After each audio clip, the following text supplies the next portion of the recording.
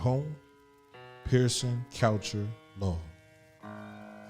215-627-0700 or hit them up online at mywclawyer.com. Pearson Coucher Law. Workers' comp. That's all we do. CMPRadio.net. It's the station. Hey guys, Jacqueline Tucker here. Anytime I'm in the mood for some R&B, I'm listening to my CMP Radio app. Make sure you go and download it. CMPRadio.net.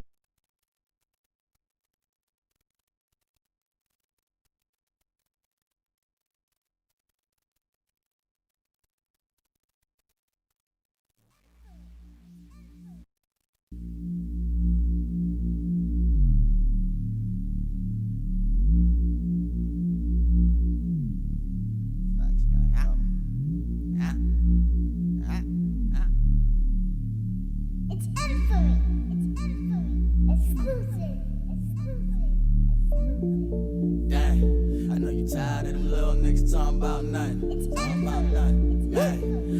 Trying real nigga talking about something. Talking about something. Yeah. I know you tired of them broke niggas talking about money. Talking about money. Yeah. Nigga, you ain't talking facts, you ain't talking about nothing. Woke up in the morning and I said a prayer. Like, Lord, I want it now, he said it's better later. Now that's talking to somebody that was never patient. I never waited, and now I'm so fly that I'm levitating. My nigga, I'm so high, that mean I'm meditating. I'm heavy faded on every flavor, so my mental state is on mental patient. I need some motherfucking medication. Fuck the phony love, I'ma make them niggas hate. I'ma make them niggas hate. I'ma make them niggas hate. I'ma make them niggas hate. I'ma make them niggas hate. I'ma make them niggas hate. All my niggas told me red. I'm keeping real niggas waiting. Make the pussy niggas hate us. I'ma make them niggas hate. I'ma make them niggas hate. Good morning, man. It's Monday, and the question is, what did you do this weekend? What happened this weekend? Yeah, we got our mask on. COVID, it's a new strain out there that's more deadlier than the last one. It's going to keep on happening, man. The strains are going to keep coming, and it's not going to stop, and we're going to have to wear a mask. And he's going to take his mask down after he said, yeah, we got our mask on. Well, I'm not in the room with nobody. Definitely take my mask off. But you know I'm here, man. Miss Info. Good morning. Mr. Ruffle Your Feathers, a.k.a. Art Monster. You know what it is. Right? And we're in the building, man, and we're going to talk about everything we did this weekend, everything that we saw this weekend, and COVID, stimmies, checks, every fucking thing, man. We talking about it, but I'm going to let the show go. As soon as this check drop, I'm going to make these niggas hate. I'm going to make these niggas hate. You back, y'all. And that's how it go, man. Shout out to Maserati Ran for the intro song, man. Make them hate us. Make these niggas hate us. I think that's what we're trying to do collectively, man. Right? So we want to know what you do this weekend, man. What happened with you this weekend? How you feeling? And Good morning. I'm not talking about it. I'm not talking about it. You're not talking about it? Dante in the building. Whatever happened this weekend. Whatever happened this weekend stays this I got new this glasses this weekend. All right. Well, let's go, man. Miss Info, how you feeling? Oh, I'm just peachy. I saw 3 men walking 3 horses like they was dogs down Island Avenue. What's wrong with that? It was weird. It wasn't. That can't be. Damn, That was not for weird. you older. That was weird. I ain't living in time of horse. So You ain't living in time of whores. What you say? I ain't living in time of horse. Like horseback riding. I ain't living that time. She moved and the whole room shook. Right. What the heck? You got a camel on your back? Goddamn See? whole. You got a whole. You know, good morning, Dante. Hi, Ashley. How are you? A whole donkey on your back. You ain't living the era of horses. Girl, No. stop that shit. And one of them was like, excuse me, one of them was trying to get away from the owner like a wild dog. Like, it really was like, you know how the dog keep pulling back like it don't want to go with you? One of them just it was just like trying to get away. And I'm like, he going to have to do something better for this horse. Like, this not right. I don't know. In the 90s, you used to be able to go up up Island. No, it was Fairmount Park. You could see horse at Fairmount No, Park. you would ride them. You could rent them and ride them. So they said that somebody, everybody been watching the video. They've been coming and saying you can actually go up there. They'll let you ride them. They bring them to your events and all this other stuff. Like they really No, take it care used of to be a horse stable you used to go Well, to. this is not a horse stable. And I said, well, where are they taking these horses when they go like around this corner? And back in the day, them balling niggas up there, they used to have, like, I used to go to the Greek. Bulls used to be coming down Riding polo on, riding horses. You lived a long life. You did a lot. Because I ain't never seen it. Yeah, My I'm mother dead has lived, serious. Well, my Lordy, mom like, has that's lived, how it used to be. Lived on Main Street in Darby. And I mean right directly at the top for at least 10, 15 years now. Negroes used to ride horses. I turned right, leaving her crib. Everybody keep texting me talking about that Southwest. Yes, that's across the street. I was still in Darby. Talking about she in Darby. I'm like, no, you're in Southwest Philly. First of all, I was across the street. If you punch up my old page, you'll see Skylar on one. Oh my gosh. So Right. I was across the street. It's only a line between where you are and where you going. So I was across the street. I'm in Darby. I was leaving my mom's house. So I'm like, okay. Across the street further is Darby. That's all. Oh my gosh. That's all So Philly. I was in Darby. They Mentally, you were in Southwest. Darby. Mentally, you was in Darby. Mentally, she was in People Darby. always want to direct traffic. I was at the gas station. The gas I station had to is pull Philly. over. Like, what in the world? What Did is she going look at the on? horse? Did she look at the horses and put the video up on? Like, Yeah, like I seen them coming from the store on Island Ave and Main Street. Then I'm did you hear what she said when she was cutting off the video? what? She was like, they still ain't got bigger ass than me. You know what? You such an ass. Such an asshole. But no. Good morning, Jabri. Good morning. Good morning, Bayat. Good morning. Man, ain't nobody talking to Jabri. What? Where are the R&B parties at, dog? Bring them back. Bring them back. Come on. You became the R&B champ just to retire. Where's the R&B parties at? People are waiting. So People want to slow dance with each other. So that was the highlight of my weekend. That right there, like running to seeing that. Like seeing that was like something different. Besides the fact that I got new glasses. New glasses? So Yes, here it new is, glasses. right? You got a ponytail. The Concrete Cowboys of Southwest Philly find a new home at Bartram Gardens, right? So urban cowboy Malik Divers stand next to his future site of his new stables at Bartram's Garden. So Southwest Philly Cowboys, right? They hop on they horses and they ride out. But you saying that they black, right? These Yeah. people wasn't black. What were they? They were a Mexican, Arab, The Mexican cartel up there? and it was something else. They wasn't black.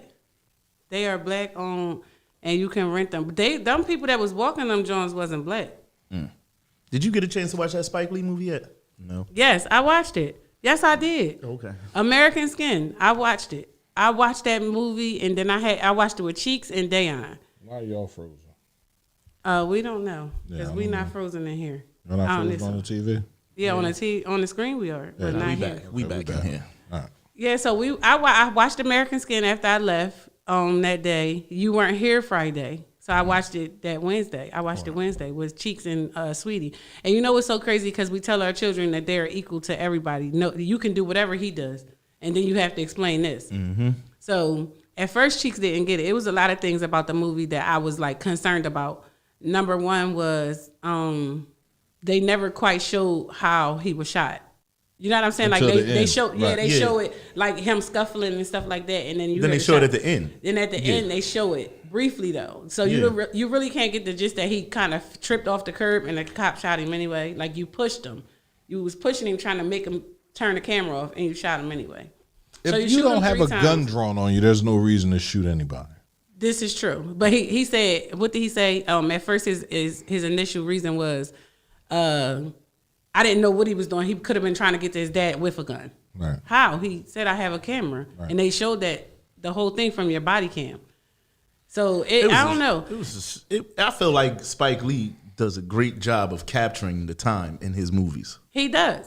And it's so crazy because when he's telling the story and then they bring the jury in and then like it's convicts and then it's pedestrians and then it's clerk workers. Like when they bring them in, I'm looking at them like, all right.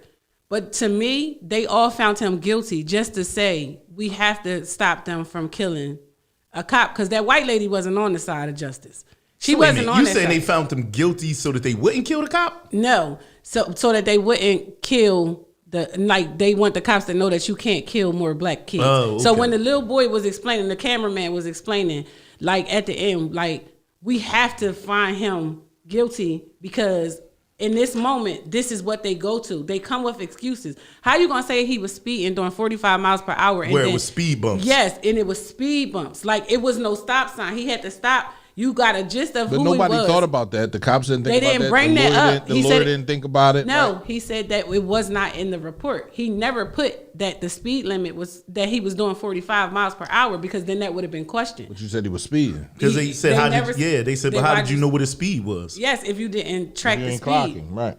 So, and another thing about that, I think that they were going to kill him anyway, right? They were going to kill the dad anyway at the end. They had no choice. You cannot walk into a police station and pull a gun on an officer and think that you're just going to get the world to find him guilty for what he did.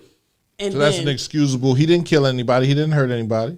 he didn't, but he took over a police station. Okay, He so held you need 10 to die police for officer that? hostages plus. You need to die for that. No, he doesn't need to die for that, but they had to prove a point. You will not walk into had a to prove government a point? that The police police. force. They had to prove a point in that moment. They had to come in there. They really had to shoot him. I like the Spike Lee ended it like that. They Because I had just to feel like kill that's him. what really happened at any police station right now. They really had to kill him. If they didn't, No, hold on. everybody would try to take Hold over on. a I police feel station. like that would be the ending for any police station with black people holding it. Because we just seen What happens with hold on, white listen, people holding them it? last riots that just happened, we seen white people take over police stations. And Chase a ain't police officer up the steps. Nobody got shot there. Nobody got shot. Right. And I ain't talking about the Washington one. Remember Right. the joints from Philly? Minnesota, everywhere. When they was chasing them out, they had to shut down like a couple police stations when the riots was going on. Thank you for the stars, Christy Barnes. I appreciate Good you. morning. Good 7 morning, weeks good morning. straight. Shout out to Christy Barnes, man. Thank you. Yes. Send them stars in, people. Send them stars in. Yeah, because we got. Yeah, we but got I bills to think pay. that he should have killed the cop. They was gonna kill him regardless. I think that the punishment should have been not. I'm sorry. I'm like an eye for an eye. You gotta feel how I feel. And he called his wife on the phone. He called his son on the phone, and he told them, he should have killed him. He should have. You still but, died. Hold on. He should have. But I think Spike captured what's been conditioned in the black people. This forgiveness shit. True. Shout out And to I feel Dante. when Spike, Shout out when to that guy Dante. didn't kill the cop, he was showing how black people, we always lean on some shit. Yeah, Like, because he oh, said that's okay. he turned the other cheek. He turned the other cheek. That's what he said. He said, if I turn the cheek, then I'm gonna have to turn the other cheek. Why do we have to keep doing that? And I got what he was saying when he did that. I think he put him in a position where his life was in his hand.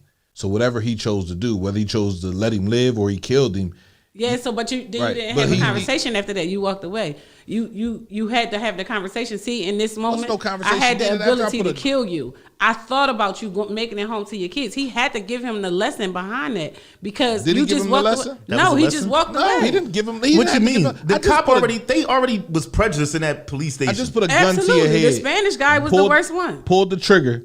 Ain't they always? And ain't not nothing- all of them. and ain't but the nothing ones that happened. are prejudiced be more prejudiced than the white people. So you're saying he should have explained to the cop why he didn't kill him? Yeah. He should have said, we go through this every day. Y'all pull y'all guns and y'all pull the trigger. But you see how the conscious mind says, don't pull the trigger because you deserve to make it home. What did the cop say at the jail. end? What did he say to him at the end? Nah, he cried. I don't remember what his forget what he words said. was. He cried. He said, "Now I understand." Right. So by not killing you, And went back to work the next day though. but by not killing you, How you know he went to work the next day? they we didn't show see that. the next. We But didn't see the that's next her. show. That's her speculation. That's my perspective But of what I happened. see it. I see it as you enlightening somebody for them to make a difference. So now he won't make those kind of stops no more. He won't go against the Yeah, Maisha. He did say bad. that. Right. He'll sit there and say, "Nah, that's not cool, bro. We can't do that." Shout Right. out to Maisha. He saved for the his life, stars. but he got shot in his head, man. Yeah, like he Just ain't, like he it wasn't shoulda even went. that the way the movie ended, like with the white cop in the back, like justifying why they pulled him over, but the way he spoke, like Nah, so I remember honestly, at one point in time he said, you know what we did? We racially profiled y'all. No, the one who the shot end. him, he Yeah, said, he said I it. did what I was trained to do. He said, yes, I profiled you. It was a high-end neighborhood. You had a beat-down car. Yep. He said it was two black black men. He people, said, yep. that's how we keep our neighborhood safe. He said, if I don't pull him over, he said, I pull him over one day. He said, I pull him over one day and I find tools in the back that said he broken this stuff. Stolen shit. Yeah, stolen items. He said, this is how we keep neighborhoods like that safe. He said, but when you looked at my car and you noticed that it wasn't there, what made you do what you did? Like, basically. And he said, I did it because that's what I was trained to do. And Maisha just said it. He said, I'm trained to make it home to my kids. And you got to see it from that side. So we're trying to make it home to ours, too. He like, I was trying to make it home with my only son, to my wife. But at the time, his son was being educated in a white school, and they were telling him that he can defy authority and question authority, and which I agree with 100%, right? If you're wrong, you're wrong, whether you're authority or not. Mm-hmm. But it's just the way you go about it. When he was talking to his friend and his dad walked in, his dad said like a real powerful thing to him. He said, Mike, we're talking about American skin. It's two different laws here. You feel me? He tried to tell him this. And that's what the law says, but we got to worry about us making it home. I need you to make it home. So that boy was 14 years old, right? My son is 13. He'll be 14 in 2 weeks. So I'm sitting here explaining to my son, I'm saying, listen, you're about to be a 14-year-old black boy, not a white boy. It's a big difference just because of the color of your skin. So he was looking at me with confusion because he has white friends. He plays basketball with white kids. He's been to a white household and they've treated him with somewhat respect. Like the mom, I expect you to treat your son, my son, how you treat your son. The same way it goes when he came to my house. So my whole thing is, I'm telling my son, like, I just want you to make it home. I don't want you to think that it's cool to go through anything with anybody and not make it home. Because my story's not ending like that. That's not how my story is going to end. If I have the ability to justify your homicide by me committing a homicide, I'm by all means, am I going to do it? And he looking at me, but I was crying. I didn't even realize I was crying. The tears was really just coming down my face because I'm telling my son, I said, I know I tell you every day that you can do whatever anybody else does as long as you apply yourself. But in that instance, you put your hands up, you never move unless they tell you to, and you explain in-depthly what you're about to do. I mean, I go against you on that because I feel like even with your hands up and you complying with everything, our still get shot. No, and I know that, but I'm saying as long it's like as damned if you don't situation. Right. But you can't go against me when I'm telling my son to do. Oh no, I'm not saying that. I'm going against your son. I'm just saying I'm going against that theory because it's not people a theory. Are damned. It's damned if you do, damned if you don't. I know. So I did explain to him that even that doesn't stop you from dying in that moment. But as long as I know you did what you were taught, I am okay. You gonna ride? Yeah, I'm okay. My son did exactly what he was taught. He did what he was told. Put his hands up. Always let them be seen. When you're about to make a move to get whatever they're asking you to get, you tell them, I'm going to take my left hand. Like, why do you have to sit down and explain to a 13-year-old that this is how life is? It's such a shame. Because you're in the jungle. Right. You live in the jungle, you and have it don't to matter explain. where you move at. Even when we was watching All American, Remember when the boy was trying to tell the DA's son, like, yo, man, like, no, this not how this go. He never knew. He never experienced getting pulled out of car, getting pulled out of car, and cuffs put on him. He don't know none of that. Your mom is a white DA. You still a black man in color walking around. So no matter what you do, you riding around in a nice car in a effed up neighborhood. What you said? You ain't told your son how to deal with police. You ain't telling him what the hell's going on. It's like two you worlds got him out living here. in what he say? You got him living in a fairy tale lily world, Right? And that's the truth. Like you don't know it until it happens. It's crazy. Nowadays, dealing with police when you're pulled over is the equivalent of living in the jungle and dealing with a lion when you see it walking down the street. What? It's like you could die. It might let you live, but as a black person, you really what? There's a stigma. I don't know how it is amongst black women, but amongst black men, cops get behind me. I do say to myself, how am I going to get out of this situation? You got women too. Because it's not like they never shot a woman. Oh, I'm not saying that they women don't. do the same thing. When we get pulled over, the first thing you ask yourself is, can I get out of a ticket? Let me get myself together. Like, you really sit there and do that. You don't know how they going to act. And then you got them women cops, they act just like them men cops. They use that badge and that gun as a sign of authority. But they would never try you without it. Like, and it's the weirdest stuff. Like, I don't understand. Is that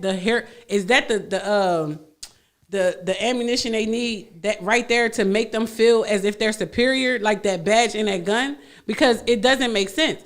Women do it. Definitely different for women. It's not as different though. We just got a better chance of walking away. You got cops that walk up all the time. Yeah, in Chester, that treat women like, so why are you here? Why it's the same for women. They're very ignorant to women too. It Yeah, depends I on didn't what say they cop it weren't is. ignorant to women. I said I just don't understand how y'all feel. Like as a male, it's like they can get away right now with me wearing this black hood. They can walk in the station and say, "I fear for my life," and they'll be working tomorrow. And they'll say, and she was in here too. Yeah. With Yeah, the same you got a black hood on there. Right. Say They'll say we all are the same. Niggas get down in this joint. They'll justify it in that way. But it's so crazy because, like, I've seen female cops. I watched a female cop walk up to Bennett. It was a barbecue going on. It was like a anniversary of someone's death. So it was a little crowded out there or whatever, but it was real peaceful. So the public safety people rolled through. They ride through. They see what's going on and call the police like it's a whole bunch of mess. Instead of her coming and saying, "Hey, what time is your event going to end?" She comes aggressive. She gets out. She puts her gloves on. She stands there with this aggressive look on her face. So I hear somebody trying to talk to her, and as they're trying to talk to her, they say, "So, like, you don't want to ask us, like, what we doing? Like, what's going on? You just gonna come up and stand out here like this?" She like, "I'm doing my job." So they like, "Listen, we'll be done by 11:30 at the latest. The whole block of this whole entire row is a part of this event, so it's not disturbing any neighbors."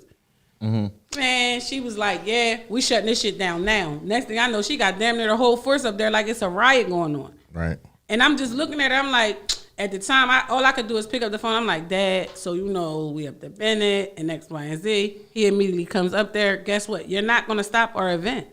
You stop our event, something happens after this. So, It's kind in of sad. return, It's like, but that's like a law in America now. A law in America is that you have to tell your kids that you are being held at a different standard all the time. Everywhere you go, every facility that you could walk into, it's like a different standard for black people. oh, I get that idea. Yeah. I What? mean, Listen, it's a different standard. I was at It is. when I went to the mall, right? Here you go. When back in so I want to say this is like April. I went to the mall. This is fresh when everybody was just starting to get their checks, right? Went to Christiana Mall. I seen this one girl. She wasn't doing nothing suspicious. She was, walking around, grabbing clothes, going in the dressing room, trying them on, putting them in her cart. Go back in the see something else she liked. So, as I'm going around the store getting stuff, I think the chick might have had maybe 10 shirts in her joint.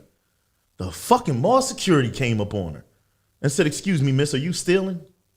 We got to report that you're stealing stuff. You're going in the dressing room stealing stuff. We need to check you." She went in her pocketbook. When STEMI time was going on, she went in her pocketbook and said, "I'm stealing with all this?" I was like, and then, I said something to the cop because I'm a grown ass man. And this girl, she was probably between like 20, 25.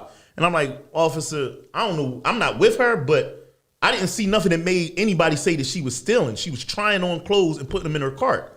Like, ain't that what you supposed to do?" Yep. Like, But what not gives, us. But Not us. but she was black, and that's what made it different. She was a black chick. Her hair was wrapped up. Oh, she got to be stealing. Yep. But Whereas- but that's how they always portrayed us at every mall, especially the Springfield Mall was number one for us around here. It was like we wasn't allowed in the Springfield Mall. Granite We Run. ain't have enough money to go inside of Macy's. Don't you dare We say ain't- shit about Granite Run Mall. Strawberries and clothes. Strawbridge and clothing. I We used ain't to have steal enough out of money. Strawbridge I and used to clothes. tear Strawbridge You and walk in clothing there, and you ass just the take fuck up. the bag was free. You just- Let's go. so don't talk about Strawbridges. Talk about they racially profiled. See why us as see why Strawbridge we clothes. are how we are? Like, I don't understand. This is why we getting treated because they said this. I just heard that polo shirts was free in Strawbridges, and I had to get the pulsations fresh to death. Right. Shout out to Kenny for saying something because did you see where the girl was inside the liquor store and the boys beat her up out front because she declined I can't them wait to till buy. they catch them niggas. She declined them to buy her a bottle of wine. It's the five, boy it's approached five her. niggas in there. They approach her and ask her to buy. Can I buy your wine? She says no, thank you. I got it. And he insists. They walk and she says, no. outside and wait for it, and then they, "What's up, bitch? it- Like, what? We ain't good enough for you?" It's Five hashtag protect. niggas. It's a hashtag going on. Hashtag protect our black women. They beat her up, yo. Like, Closed their eye. This is a week ago. stomped on her. One nigga bit her face, and I'm like, what type of savage? What if one nigga wild out, right? You with a group of guys, and one of them start to wild out. You mean to tell me 4 other guys wild out with him on this chick? Yeah, all but one. I The seen one it. told I him seen the to video. told her to run.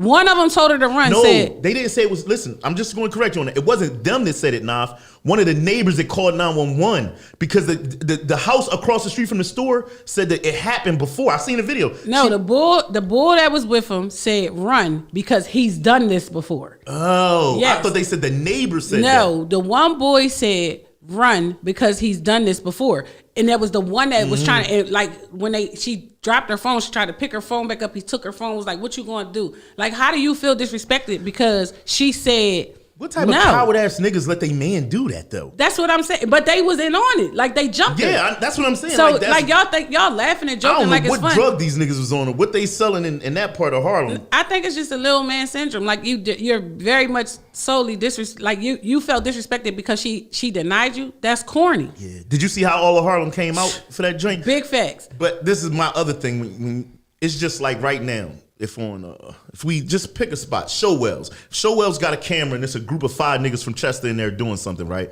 Y'all know who the 5 niggas is. Fuck all that going to Showwell's and marching there and all that. The camera was clear as shit. That's what the neighbor said. Someone has been assaulted at this same liquor store before. So I guess that's why the protest went on out there. Like, you allowing them to hang and loiter in front of your building, you eventually have to tell them they got to move. Yeah, like, but they got to move. You Man, can't. can you imagine one of your daughters or your mom or your sister come home and say, I got off of work, I went to grab a bottle of wine, and 5 niggas whipped my ass. That's crazy. Every 5 niggas I seen going in that store, I'ma shoot. Listen, I'm like, wow. Take like, that you back. really, I'm not shooting her nobody. eye is still shut to this day. It is now starting to open. Like, to look back. Like, I'm just saying, you can't. He was like, so what you gonna do about that? She like, what?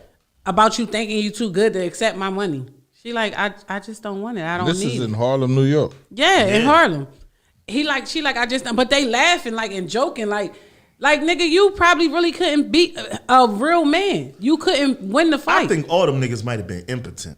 Like, that's It gotta be some something. shit that, like, I don't know. I'm 40 years old, and it's like a woman rejects you. You just, all right, I get to keep the money in my pocket. Hey, shorty, what's up? You want this money? No, you don't want it? Okay, bet. But to punch a woman, Right, to too bite much. a woman, to kick a woman after all she didn't want was some wine.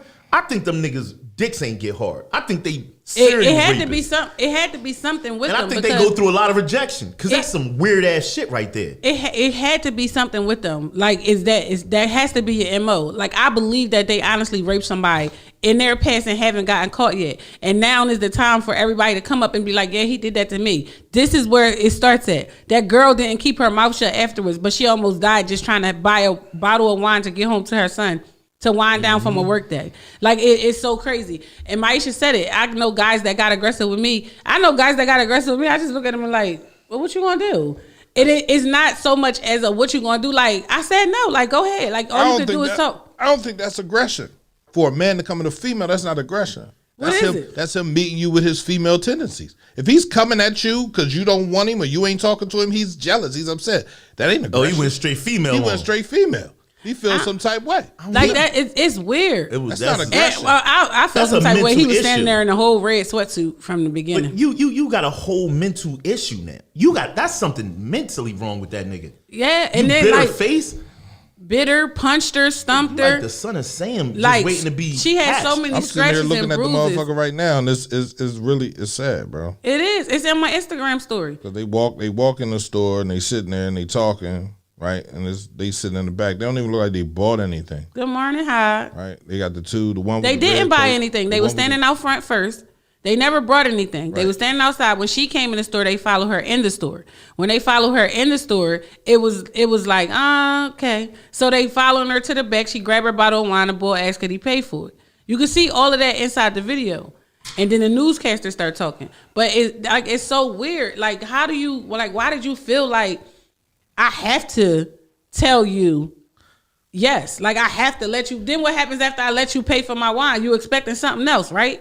Okay. Oh, sure. You can pay for my wine. Listen. Now I want your phone number. Now I tell you, no, you Give can't have him the my wrong- phone number because I got a boyfriend, but you let me pay for your wine. Give him the wrong number.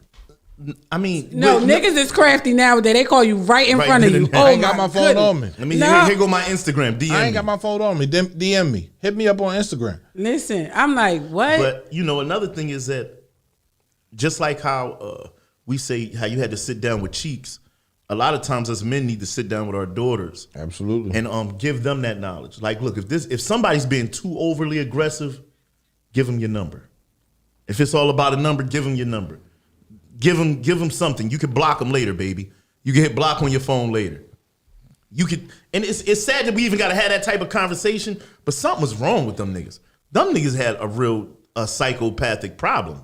Probably. And something else that's corny is men. Let me tell you, if I'd have looked at that video, right, and one of them would have been my son, my nephew, my little cousin, my brother, I got two choices here as a man. I go to their house with a baseball bat and check them niggas myself, or I call the police. Because you have a mental fucking issue. Because 3 of them, you can clearly see their face. The other 2, you got a mental. can't. I noticed my son with this dumbass red jacket that I asked him why he bought it with a stimulus check. Yeah, I just feel like it's a shame that we have to keep giving out so many rules when you're out today. Like, why can't I just say no and it just be no thank you and a walk away? She said no thank you, and it turned into her getting stumped in the street. Like, how do you live through that? Like, that's super weird for me. You know what I'm saying? Like, all right, okay, she said no thank you. It was no disrespect. She ain't be like, nah, nigga, I don't need your fucking money. She ain't do none of that. She just was like, no thank you. He was insistent. She still was like, no thank you. You thought she was better than you? What the hell is funny? Trey Songz got the cop in a chokehold at the Chiefs game in the stands. I can't put it up on the joint. Oh, so y'all man. got to send me this shit early in the morning, man. I can't stop the show and put it on. Oh yeah, because they tried to say Trey was the harasser instead of the person being harassed. Right. So the fans was trying to get Trey Songz in the middle of the game. He trying to watch the game. Like, at some point in time, let me watch the game. Can I enjoy the game? He Please? from Buffalo. Yeah. Oh, So he from New York or wherever. So he trying to watch the game, and the cop come over and tell him he's harassing the crowd. Right.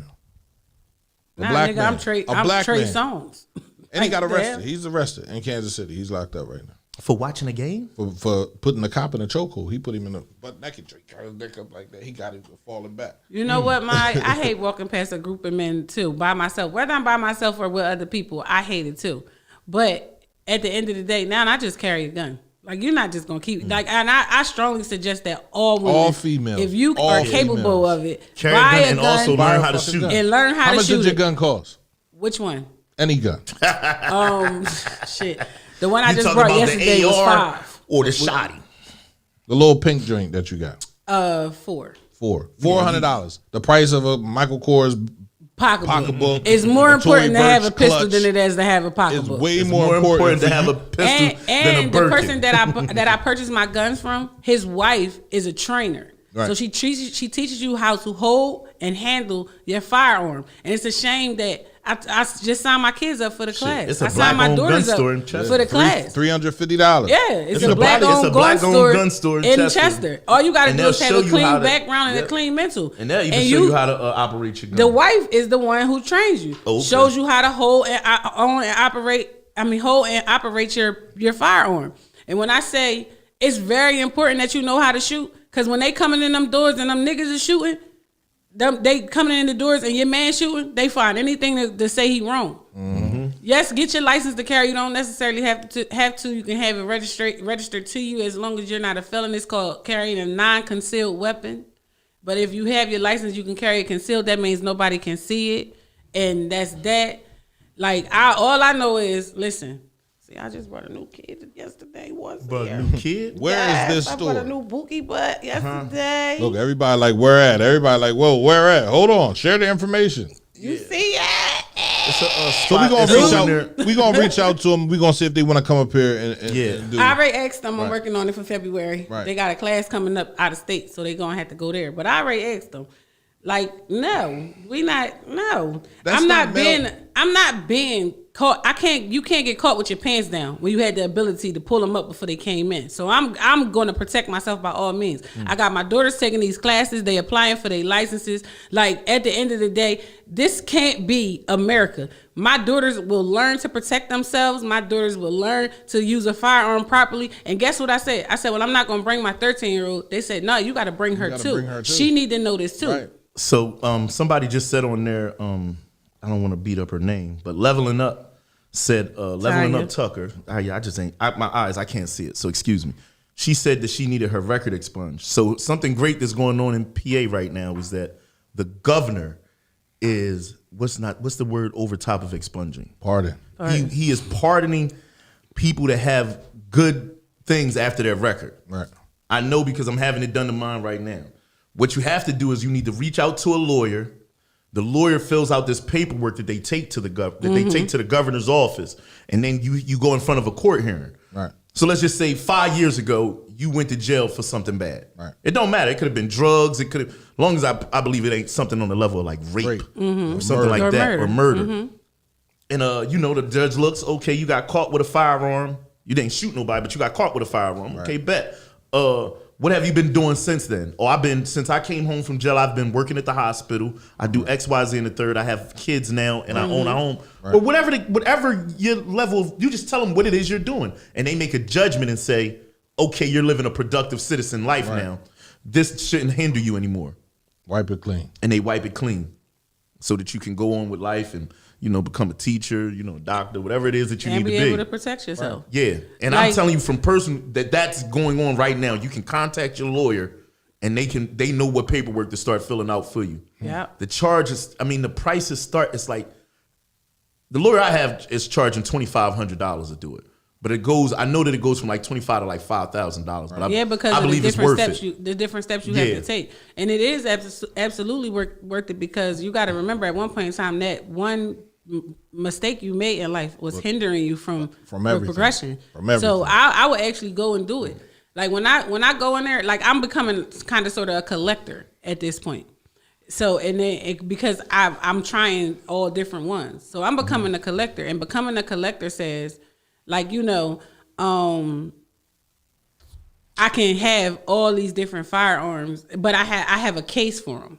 You know what I'm saying? Like, so it's locked up. It's not that my kids can get to them. But when I was talking to him, when I'm talking to my gun guy, the one thing he said to me was, hey man, listen, this is what I need you to do. And I said, what's that? He said, the training is the most important. When I first came to him, I'm like, hey, you got that right now? He like, yeah. I'm like, I need that. He like, okay. So I go and I'm telling him, I'm like, but I need you to train. Like, and he's telling me that's the most important thing. He said, people go get a gun and never learn how to use it. And that's why we make mistakes. Yeah, that's why we make mistakes. So, the number one thing to learn first is how to hold it, how to grip it, so that it doesn't keep that kickback doesn't happen and things like that. But like his wife is like the female trainer. She having a paint and sip in a couple of weeks. It was full, so I'm going to the next one. But like, they're gonna paint anybody, guns? she's telling you how to use one in the different educational backgrounds you need on particular pistols and what's a better fit for you. People think because you small, you 100 pounds, you gotta have a little teeny 22 or 25. No, you can have a 9 in a Glock if you decide to. If what you about learn a how to Desert use Eagle? it. Yeah, shit, Oh my she God. busting one. My sister saw that joint. She Told busting you what one. she got, right? And I'm like, yo, why you buy that big ass gun, man? She was like, nah, fuck that. I got big hands. I'm like, yo, you tripping. No, listen, I'm looking like when they teach you how to use their weapons. I don't want you to walk out of here and be uneducated. Right. And I don't want nobody to think that you have to have one. It's a decision to get one. But I strongly suggest that you do. Man, times are changing.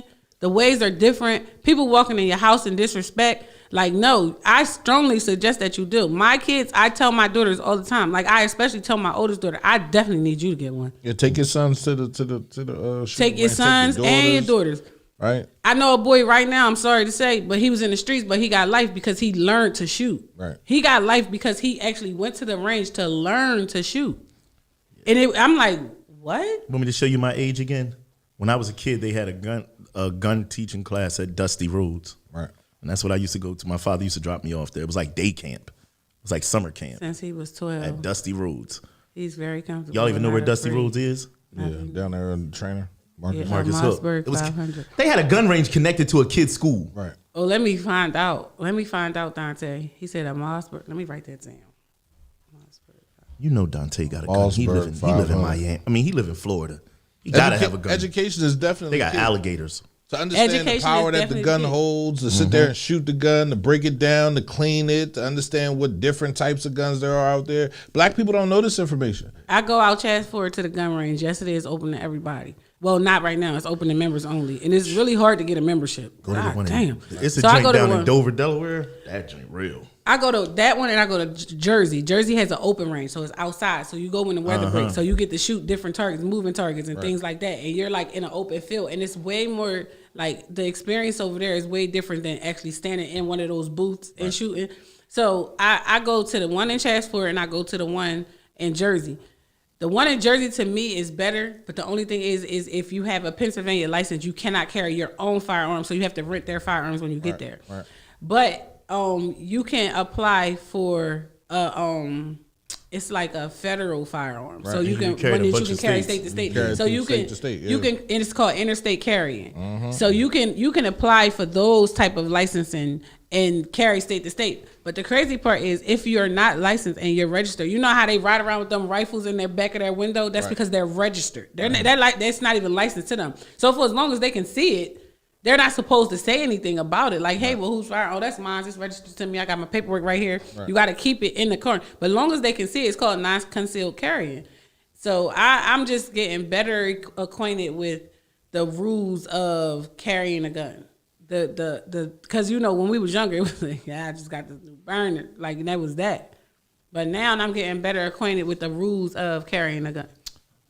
And I'm learning something new. Like every week. Seriously. Yeah, I gotta, So if you can, ladies, get yourself a firearm. If you can't, make sure somebody got a licensed one in the crib. Because it's different. You can get an ice pick too. Get yourself a firearm. Ice pick get a nigga off your ass. It does. My cousin, Defense by Daria, my cousin sells defense keychains for females. It got a brass knuckles on there. It has mace. It has a taser. Shout out to Shanika Curry for that. She has a whole brand of it and everything. Like, shout out to her for finding it important that we have self-defense tools to carry that are well concealed. She got a freaking comb. It looks like a comb. When you take the tip off, it's a whole like a dagger. Like, and I'm like, ooh. Like, yeah, so shout out to her. If you can't get to it, she sells the whole entire kit to you. I think her price is $35. It's well worth it, in my opinion, especially if you catch public transportation, if you're hanging out by yourself. Like, if you can see her, like, I'm just saying, I'm promoting her right now because of our conversation. She got to pay me next time, cousin or not. Sorry, boo-boo. I mean, she could pay me in food. In food? She can cook, too. She can. She can cook. She could pay me in food. Yeah, shout out to her though. Like her Facebook name is Shanika Curry. Her business name is Defense by Daria. She's at all of the pop-up shops and everything. Like, that's a lot of promotion you just did. Yeah, that's also, a couple meals I'm gonna need. It's okay. It's still my cousin. All right, not for I needs that. I don't like guns. What you coughing? No, I was choking. Oh, okay. There's water right there. Says she needs a knife. Sip. She needs the Defense by Daria kit. She don't like guns. She said she just bought one. I know she brought one. She want the Defense by Daria kit. It's cool though, cause I'm gonna get them. I'm putting them in my daughter's Valentine's Day baskets this year. I told Shanika to put one up. We was in the old one the other day, and she walked in there, and Michelle was like, "Oh baby, I was looking for you. I need the little kit." In the 01. What's in the 01? Daytime. 2 Tuesdays ago. The 501. Oh, you be going in there? In the daytime. You gotta go in the daytime before the rowdy crowd. They be down that joint wild. I seen all the fights the other day. I said, shit. That was one fight, bro. That was one fight that was recorded this week. It's like a smaller version of the Palladium. It's an outside version of the Palladium. Yeah. That is one when fight. You walk in that joint, it be like, I got you though. I got you. But if you like, you gotta teach your daughters. Sweetie got mace. Yes, Mom, you do have one. And I saw your keys and it wasn't on there. Baffled the hell out of me. I mean, I just like the Jamaican food from the 501. Yes, Miss Colleen. I got her number in my phone. I need my shit pre-ordered, and y'all can give it to me on the outside door. On the outside door. I'm not walking through there. Nah, you can go on the back door if you're going to the kitchen. She right there. You can go on the back door. They close it after a certain while. He said he don't want to go in at all. I don't want to go in at all. I don't even want the temptation of sitting down and having a drink and bullshit. Being in the bar. Right. Yeah. I did enough years in the bar working and hustling. Everything that came with a bar, I've probably done it there. So I'm just over bars. So it gets old. It's very old. Okay.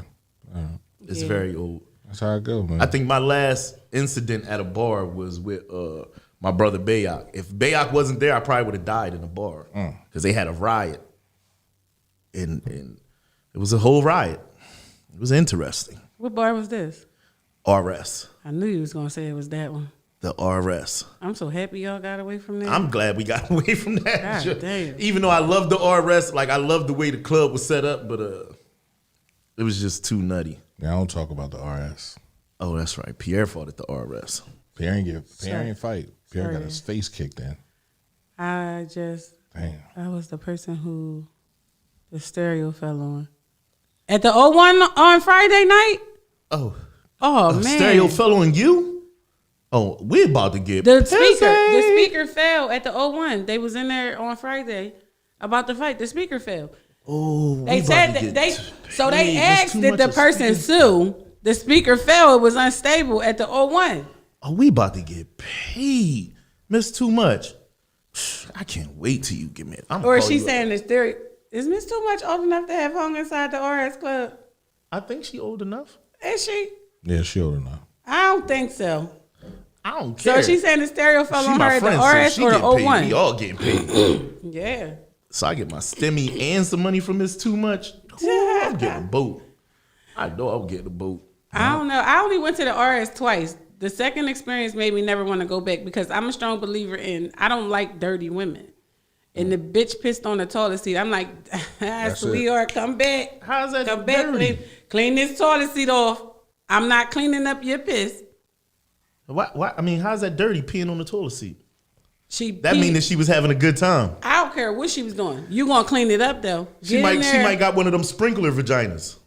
Get in just there. shoot everywhere. She said she wished she was. Oh, she said she wished she was. Damn. Yeah.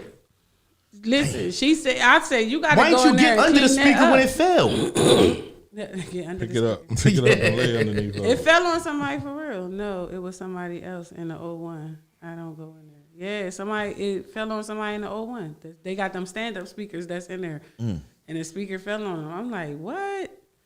Yeah, it's great. Could be called something else one. It's going to be the 501. Yes. Who you? I'm the one. The one. Yeah, but no, like ladies, get yourself some self-defense kits. I'm going to say Shanika's because right now she got them on hand. She doesn't play about it. She has mini ones too, like for younger girls. So Dayon definitely is getting one inside her Valentine's Day basket. But like Defense by Daria, I respect her. She started it because she was attacked. And being attacked, it was like, wow. It was a wild moment, like, because you don't think that it's going to happen to your family member until it happens to your family member. Yep. Right. Yeah, so she was like, I got to get some mace and this, that, and the third. And I'm just like, cousin, I got a gun. She like, yeah, I don't want that. I just want the mace. And she got this whole kit. And then somebody asked her where she got it from. And there goes the business. Damn. So she started it and she gets it. And she doesn't sell it overpriced because you get the whole kit. You get the mace, the dagger, the brass knuckles, the everything for $35, and now she got smaller ones for 20 and 25, and then individually pieced. It's coming handy. Brass knuckles. Here go a funny story for you. This how you know I'm probably just thrown off a whole lot. Cowtown, when you was younger, back in like the 90s, you go to Cowtown, they used to have all these knife displays, all these weapons that you could buy there. So I'm like, damn, I'm buy these brass knuckles. I bought the brass knuckles. Go to CNN skating ring. Some white boy said something to me. I got the brass knuckles on me. But, they talking shit, because they ain't used to like the blacks being there at first. It was a point in time when it used to be all blacks there. But then before that, it used to be like whites there. It was a white skating ring. And blacks started to migrate into it too much. Man, and these boys from Aston was talking shit. And I didn't have my skates on yet. And I slid the brass knuckles on. And I hit them. Boom.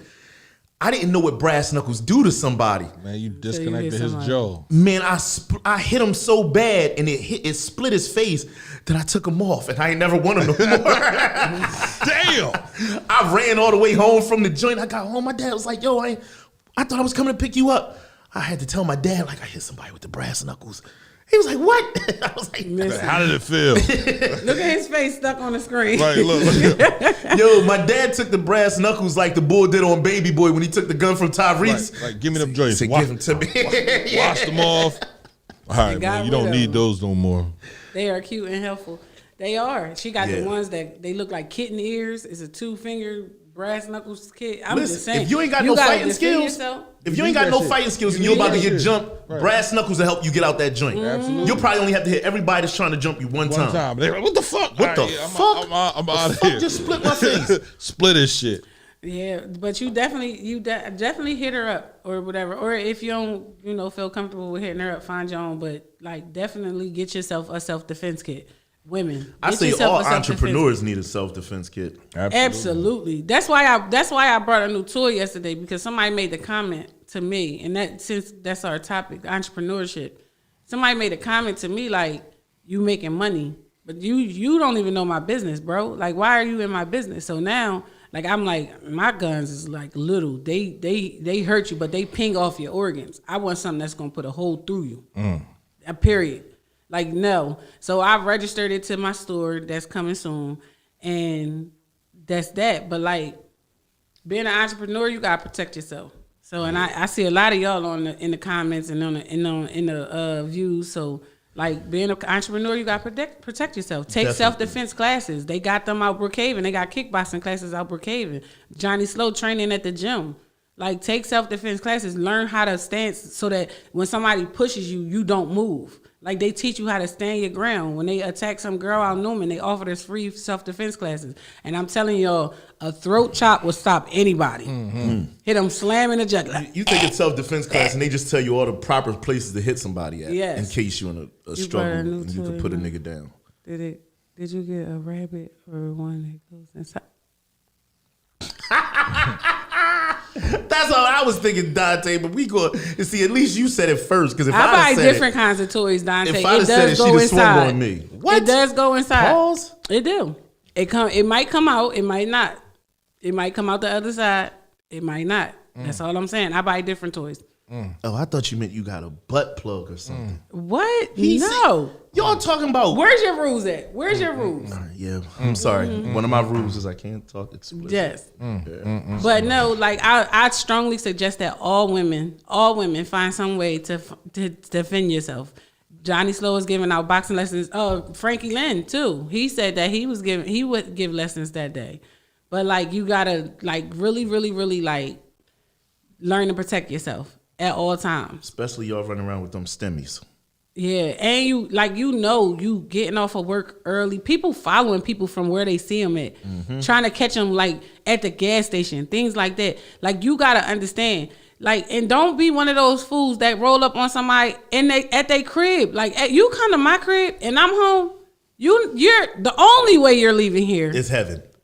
That's it. Like, and I mean it. I don't understand. Like, why do people think it's okay to go to someone's home? Whatever you had dealings with them had happened in the street. You come to my home and I'm home. I'm telling you, it's no return to sender.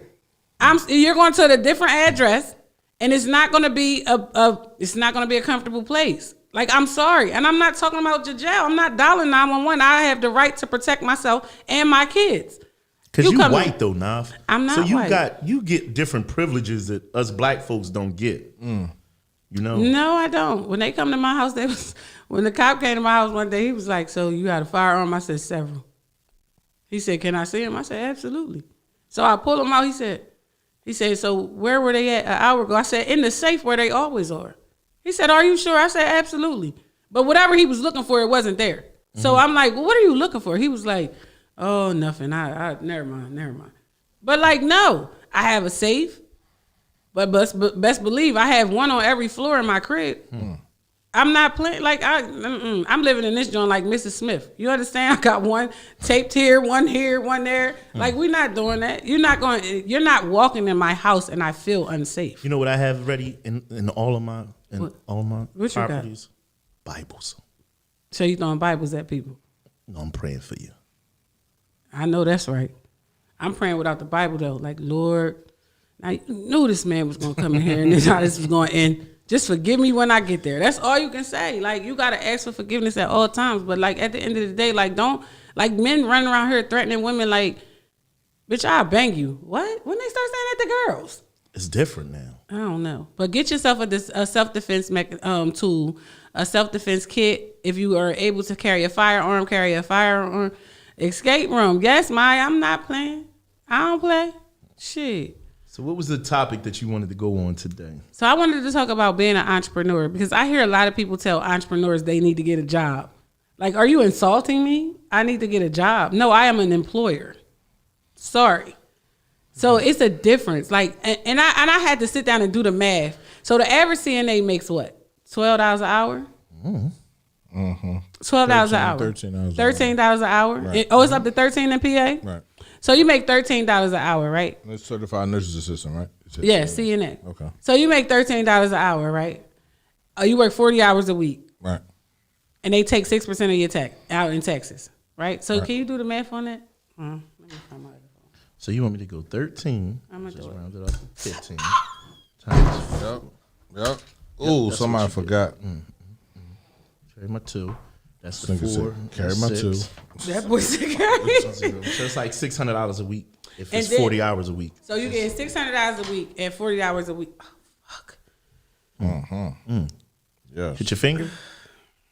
That's all right. Woosah. Breathe in through your nose, out through your mouth. So you making $600 a week, right? Take a couple tax dollars out. And then you take out 520. 6%. 520. 528 Right. is what it's gonna come out to be, right? You're gonna bring home $528. You just did 40 hours of work for someone else to be rich. 40 hours. $528. So a chick yelled at me the other day and saying, "Cause bitch, you just need to get a real job." And I'm thinking, I can make $500 an hour or $500 a day, and it's still gonna supersede your income. So I watched Haircuts for Homeless. What's his name? Say his name. Brandon. He put on Facebook, he said, somebody said barbers don't make no money. Right. So he said $20 a haircut. 8 niggas a day, 8 haircuts a day, 160. 6 days a week. Now multiply that. He said this is just a haircut. This is just like a shape up at this point.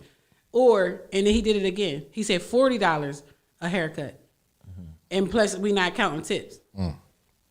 So whatever he did, it came up to like $104,000 a year. That's how much he makes as being a barber. Right. He said, now you work and you make $27,000 a year, but you working for somebody else. So they're splitting your salary. I think I made people mad the one day I put on there, I put up a post that said, I feel disrespected if you offer me $20 an hour. My life is worth more than $20 an hour. And if I'm going to get paid, But when do you come to that realization? Most people come to it late. Like I said the other day, I want my kids to come off the porch knowing it. Right. So I don't want my kids to think that they have to be in a dead-end job. Not that most people need that. That's that structure for them. We talked about that too. But my whole thing is don't come at my profession because you feel as though yours is something else. I had a nurse honestly tell me, well, she's an LPN. She honestly yelled at me and was like, because you need to get a job. Like, you're yelling. I didn't know she was talking to me. And she was like, you can't even file taxes. And I'm thinking, what? I don't. Where do you get this from? Like, I'm looking at her, I'm like, you are just as I'm stupid pro as I all thought black you. people shouldn't work for anybody. I'm we sorry. done it long enough?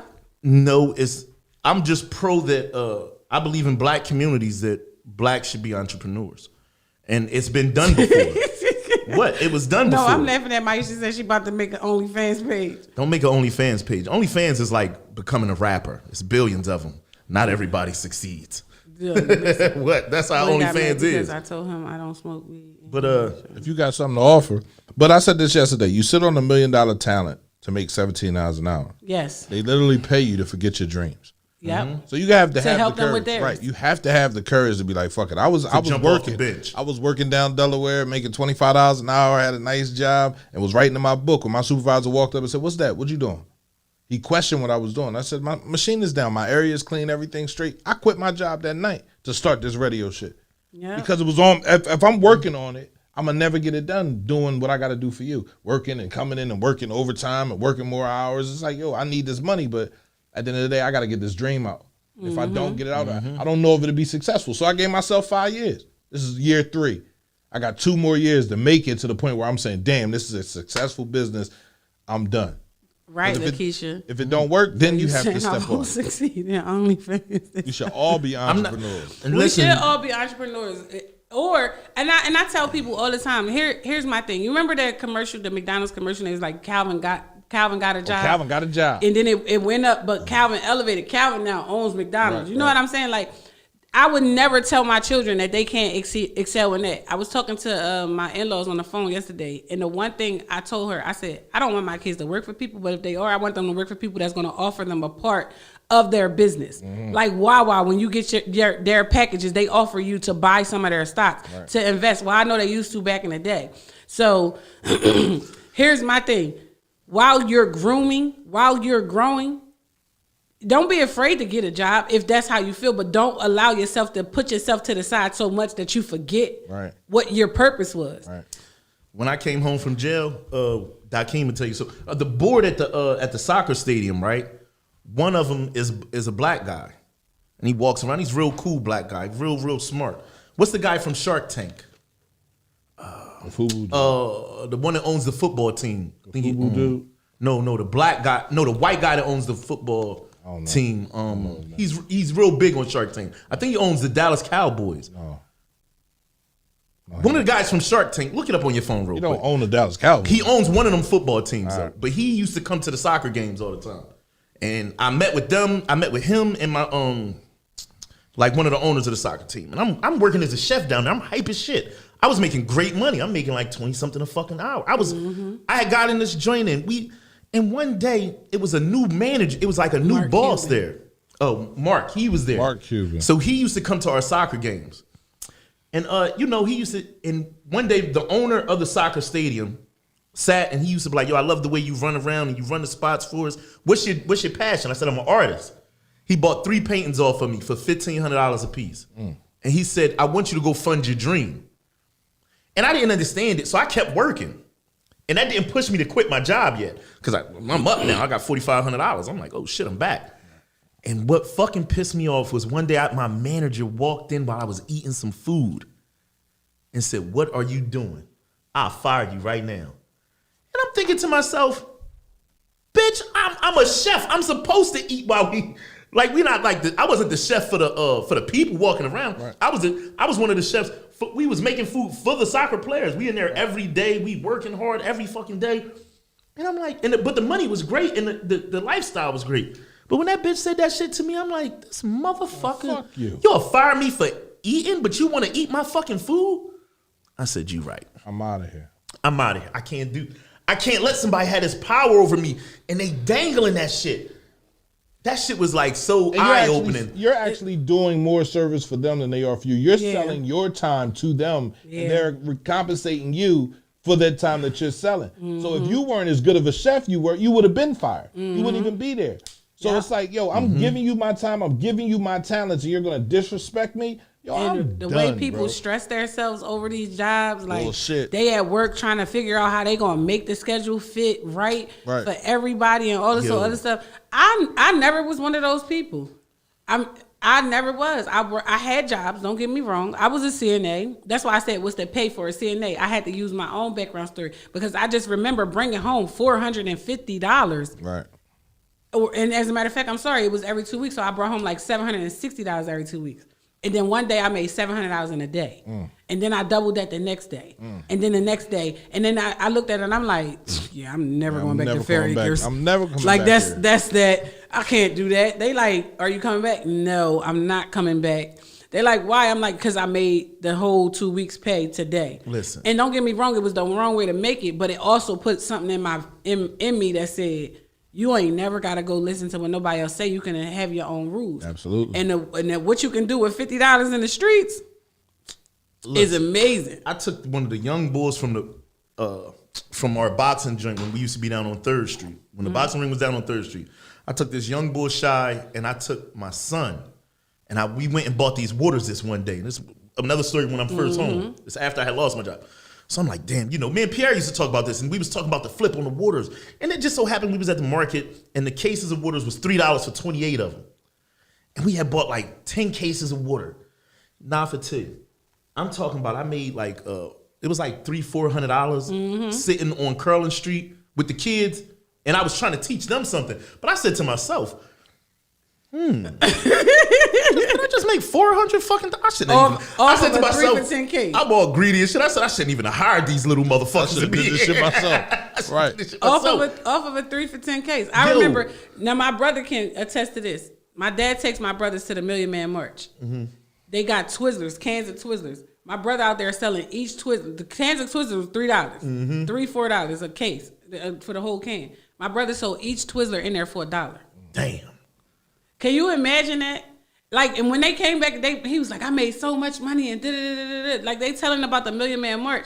But my whole thing was like, dang. And then my dad said, one thing about life is you always got something someone else needs. And if you know how to sell it, we down the waterfront, we expose the amount of money that you can make at the waterfront rambles compared to everybody else. We come down the waterfront, he said, we're going to do the ramble. This is how he set us up. You work the money. You on the grill, you doing this, you doing this. All right, bet. He said, now you got to come with the prices so that the people will gravitate to you first. So now we got $5 meal deal combos. We got this, that, and the third. We got kids meals. We got everything. So he said, when it get dark, I'm going to show y'all a whole nother level of stuff. We at the ramble. Hold on. It's like the second, third ramble. So it's like 30, 40,000 people funneling through the waterfront. So we at the ramble, and he said, listen. He said, when you in this when you here, the only thing you got to pay attention to was in front of you. I got everything else. So he got the whole perimeter. When we got there, he said the first person to set up is the first person to sell out. And I said, huh?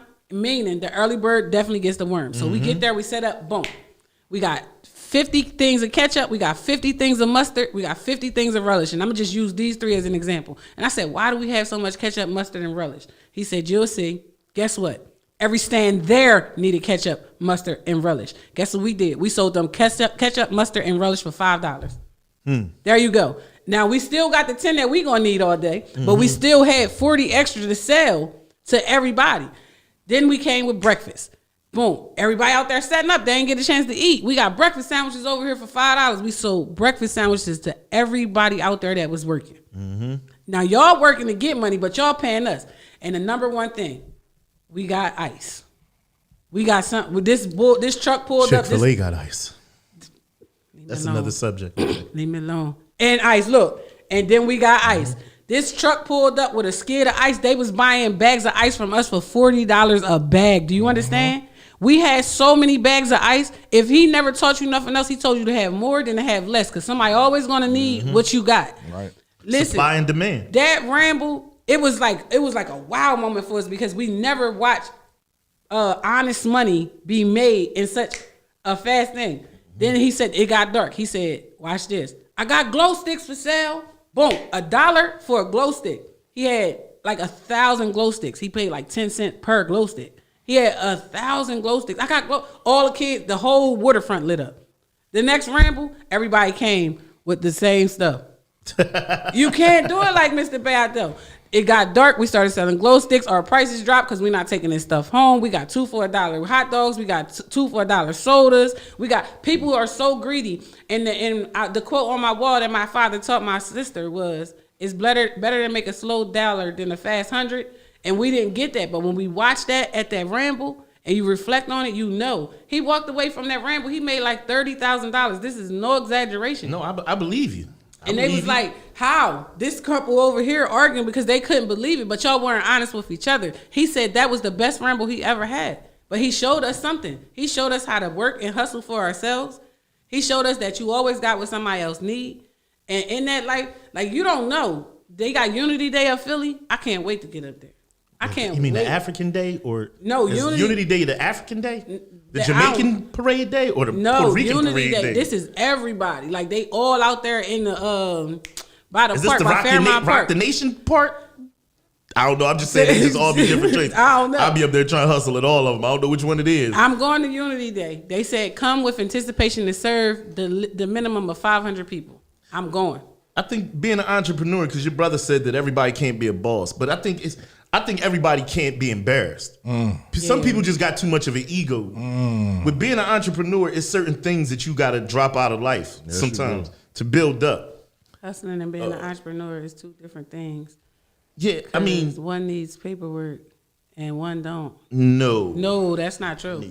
I think it's the same thing. If you hustling, if you're making your own money, you honestly don't need paperwork. I know a lot of entrepreneurs that ain't got shit on paper. Ain't no Then they paper. can't. It's not stopping. You just can't Then claim when their it. businesses get shut down, like right now, then they can't get anything. 'cause Yeah, they That got is no it. paperwork. So, all right, you just here don't you get go. to claim it. Which way do you want to do this one? I'm a internet radio station, so it got to be legit for me. Right? Okay, so I'm just saying- I can't play on the side of it's not legit. A woman that is an entrepreneur that's doing hair. Right. You say she need paperwork, but how many girls you know braid out their crib right now? I don't care if you saying they going to get shut down or anything like that. Tons of them. I'm not saying an they gonna get shut entrepreneur. I know. I think people- eventually you just have to make sure your paperwork is The in internet has order. made it so that you don't need no paperwork right now. You need an Instagram account. But to have go a buy some business- clothes wholesale and resell them on your page. But to have a business, That's a business. If You're you running wanna- a business. but If you want to turn hustling it or into a you running a legitimate business, Right. If you want to turn it Legitimate, into but- a legitimate business, then you have to have. So now If you're a that's your business goal. owner. All right, That's so your quote goal. unquote, let's just do this right though. Let's say this the right way. Legitimate business, whether it says legitimate in front of it or business, right? Illegal business, it's still a business that you're running. but it's a hustle and then it's a business. A legitimate business is going to have people in charge. You're going to have people in places to do things. If you hustling, you're doing it on your own. You know what I'm saying? So you ain't necessarily without me. If I don't have the paperwork, then you're telling me my business can't be ran like a legitimate business. You can I've seen. run- you I can- know niggas that run Fortune 500 companies with no paperwork. with no paperwork, but they don't get any blessings that everybody else get, and they doing everything from the muscle. So they're hustling, but that's and still they're doing. It's They're still doing Fortune things back. 500 companies though. They're not Fortune 500 because they don't have any paperwork, so nobody can legitimize them. No, They're I just they're can't be a Fortune 500 legitimate companies Fortune in 500. I can't be a your system. legitimate Fortune 500 company. I can still be a working business though. You feel me? Like I can still listen. It's no different. Legitimate it's just a word, and you're right. It has papers that go with it. Right, that's it. But you can still run a successful business without having all your papers and Absolutely. your dots and. But why not have all your paperwork done? That way, when the benefits come, you can partake in all the benefits. I mean, Right. now that I'm older, Right.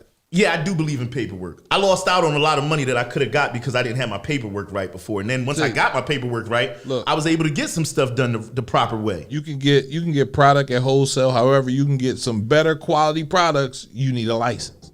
So you need a license to be able to get them top quality sweatshirts Or that you need a everybody be hookup. wearing, right? Or you need get a the hookup. or you get the hookup and you still paying somebody See, else. that's the up great See, thing of but- the but streets, that- though, right? Once you learn how to hustle, hustling is is better than business. These Fortune 500 companies is hiring federal convicted drug dealers now to help run their trade markets and stuff like that. It's something about the hustle that makes you a better business person. See, when we first started starting businesses, right? It was like this. Oh, I got an idea. I'm gonna go ahead and do it. We never really looked at it like the paperwork process in it, because even now people are still learning how to build their brand. Because Clayton says protect your brand. Mm-hmm. People are learning how to build their brand. They're looking at it like, okay, well, I can do this. It looks easy going in. The paperwork only secures the tax reasons. It doesn't really secure anything else. It secures you, well, besides stopping you from getting shut down. But if you're doing it out of your house, honestly, you really don't need all that paperwork. You're paying that extra money for nothing. But it's not for nothing because It your goal is to open up a restaurant. So your paperwork will have to be in order so Yeah, that you well, can do see, that. that's my paperwork. Right. So So- I have all my paperwork, but when I was doing it, when I just started, Right, and I you woke didn't- up you one didn't- morning and said, I got to do something. And I didn't know what I was going to do. I had $100. I went to the store and said, let me flip this $100. And I didn't want to do it the wrong way. I could have took the $100 and flipped it into a stack real quick. But I took that $100. I made 4. I took another $100, kept it 3. I made 4 more the next day, but I started with $100. Right. I didn't want to go and ask anybody for help. I didn't have any paperwork. I'm not saying that you don't have to have paperwork. I'm not saying that you shouldn't have paperwork. Hold on, let's clear that up. No, you shouldn't But I'm at- saying at no. this point in time. Yeah, I'm not saying that you shouldn't. But what I'm saying is the first leap off doesn't always got to be paperwork. You got to take the leap. First and foremost, dog, as quick as Maisha just said, oh, I can't get the stuff out of the stores in LA if I ain't got my paperwork. I ain't had no, when I first started, I didn't have no paperwork. I seen niggas doing it with no paper, and guess what they would do? I used to be down in the fashion district in Miami, and I was calling Parson up. I'm like, yo, man, the fashion district down here, you get You could get 100 T-shirts for $10. Mm-hmm. And person said, "Oh, you need to hurry up and get your license joints done." Guess what my black ass did? I walked up to somebody I seen going in the store and I said, "Hey man, I'm trying to paint on these shirts, and I know that you're going in there because you got a license. Can you buy me these shirts in your name?" Motherfucker said yes. See, That's the hustle in me. That was the hustle in me. So I say that to say, damn, you done hit your shit again.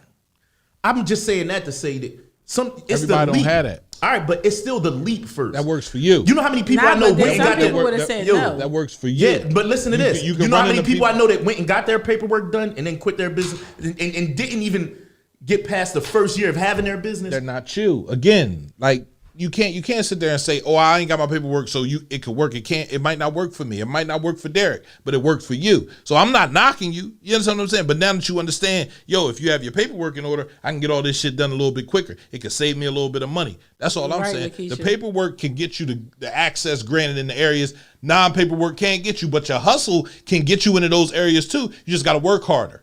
You know what I'm saying? People got to know that you for real. You got to take the you leap. serious. You got to take the leap. You got to take the leap. A lot of people just don't take that leap though. They don't because they're scared. They're scared. That's why they go to work. And here that's goes why another thing with That's why they go to entrepreneurs. Fair Acres. That's why they go to what's the name of the store? Chick-fil-A and McDonald's and things like that. They go to those places because there's security already behind them. Right. But those places are replaceable employment places. Them people look at you like, nigga, I don't really need you with 6 other people that's trying to get this same exact job that you're here for. I'll just call one of them and say, hey, can you start tomorrow? Because they've already put in the application. So I just want to be the person who employs and actually gives you the opportunity. I don't want to be. I'm a teacher. I'm not a person who sit here and prospers and doesn't want someone else to do it. I'm gonna show you how to get it done. When I say you can pick up the phone and call me and ask me how I start, I'll tell you my story. I didn't have no money. Pride The and first ego. time I cooked for a mass of people, my daughter was going to AAU. I did a fundraiser, and not because I couldn't afford it, but because I wanted to see like what it was. So I started that, and then I started cooking for our camp, our free camp, so that these kids can go to camp for free. And it was a great fundraiser. It took me the $100 when I couldn't bail my son out. My son went to jail. I couldn't bail him out. I took $100 and took a chance on myself. Because guess what? I could have got up and went and got a job. I just went and got it fast enough. So that's what really made me jump into cooking. I couldn't bail my son out. His bail was $1,000. $1,000. And I sat there and cried for 2 days. For 2 days. And that was the worst feeling in my life. When the people turned around, when they was looking at me, they was like, so what made you do it? And it's hard trying to accommodate the amount of people. It's a roller coaster. Yeah. And they all pulling you every which way. Can we agree that it's the same roller coaster if I work for somebody? No. No, I'm saying, listen what I'm saying. The roller coaster of life, the ups and downs of money, the paying the bills, the doing that. That same roller coaster ride, if I work for Chick-fil-A, It's still gonna happen. it's that It's roller still coaster gonna still happen. gonna fucking happen. But So- Chick-fil-A is going to be richer than you are. Oh, hell You're yeah. never going to be comfortable enough to say, I look at my kids right now and I say, we not good, but we okay. Mm-hmm. I said, now when we get the good status, like, because my kids got a bad habit of coming up to me like, hey, can we hold your card? And I just be looking at them like, I don't say no. Because it's their money. You understand? Right. It's on their name. This is their name. Right. Nerds is their name. It's not Nafati. Nafati name is not included in that. But when they ask me, but they work for it though. Because guess what? This is a family business. So when they say how many employees you got, I look around that living room, I be like, hey, how many is here? I think that something else that you got to teach a motherfucker when they starting a business is, it's like some ground things that can make you successful in business. Number one is, to me, patience. Yes. Number two is consistency. Absolutely. Number three, get the fuck out your head that people get rich overnight when they start their own business. Yes. Absolutely, you better. This is not a get rich overnight thing. Absolutely, but nothing in life is a rich overnight thing. But people want instant gratification because they see you doing it. It looks easy. I just sat down and had a conversation with somebody. They get ready to open up a store, and they sat in my kitchen. They sitting there with me. They talking. They eating a good old salmon burger. Come holler at me on Wednesday. Them salmon burgers is listen. But they sitting there. They eating the salmon burger. They having a conversation with me. I said, listen, if you've never been in this type of setting before, I said, you got to do your test run. I said, because one thing for sure and two things for certain is cooking in the kitchen and then cooking in a store is completely different. Mm-hmm. You in your kitchen cooking for 5 people in your home. That's something different. When I tell you, even coming out of my kitchen the way it comes out, it still come out like it's coming out of a restaurant. Because guess what? I got one station for this person, one station for that person. We don't cross sections. We had to make it like that because, and when I say we work in sync, I can be reaching for something and my daughter is gonna hand it to me, and I never even said it out loud. She just knew what I wanted because we're in sync like that. People don't get that part. You just looking at me, you thinking it's easy because I did it. No, you don't know my struggle. You don't know my cries. You don't know the pain and sweat I put into this, the time and efforts that I actually did it. The I failures. took my time. The Yeah, years of failure. The years of that roller coaster. that I tried to. I'm like, man, I can't even do it. I gotta stop. Like this not working. I'm gonna have to go ahead and get a job. And then I got the one daughter that come, Mom, this not it. Listen, You're I not seen working for motherfuckers. nobody. You know how like a person to start a business at one point in time. Some people I could tell they gonna fail because summertime will come, right, and they'll be like, "Man, I ain't make the type of money. I'm about to go get another job because I ain't make what I was supposed." I said, "You only been in that for a couple months. You only been in it for a year." Shit, some people I tell them you only been in it for 3 years. You thought you was about to get your flowers right now. You only been in the business for 3 years. Yeah. The business Know still your worth. sustaining itself, right? Yeah. But you still have. It's still a roller coaster. Listen, I've been around motherfuckers that. I Had a store, lost a store. Had a building, lost a building. Worked out of their kitchen, worked over here. Worked out their mom household. Partnered up with this person to do it. And after 5-6 years, they figured out they flow. Oh nope, I need to be here doing Right. this. Right. I need to be here. Wait a minute, I need to take advice from this person. Right. The one thing that you have to learn outside of patience is, damn, I'm mad. I just had it. Nonetheless, I wanted to get to the point where I have more deposits than I have withdrawals. Like you got to learn to be selfish with yourself. That means you can't go out here and splurge.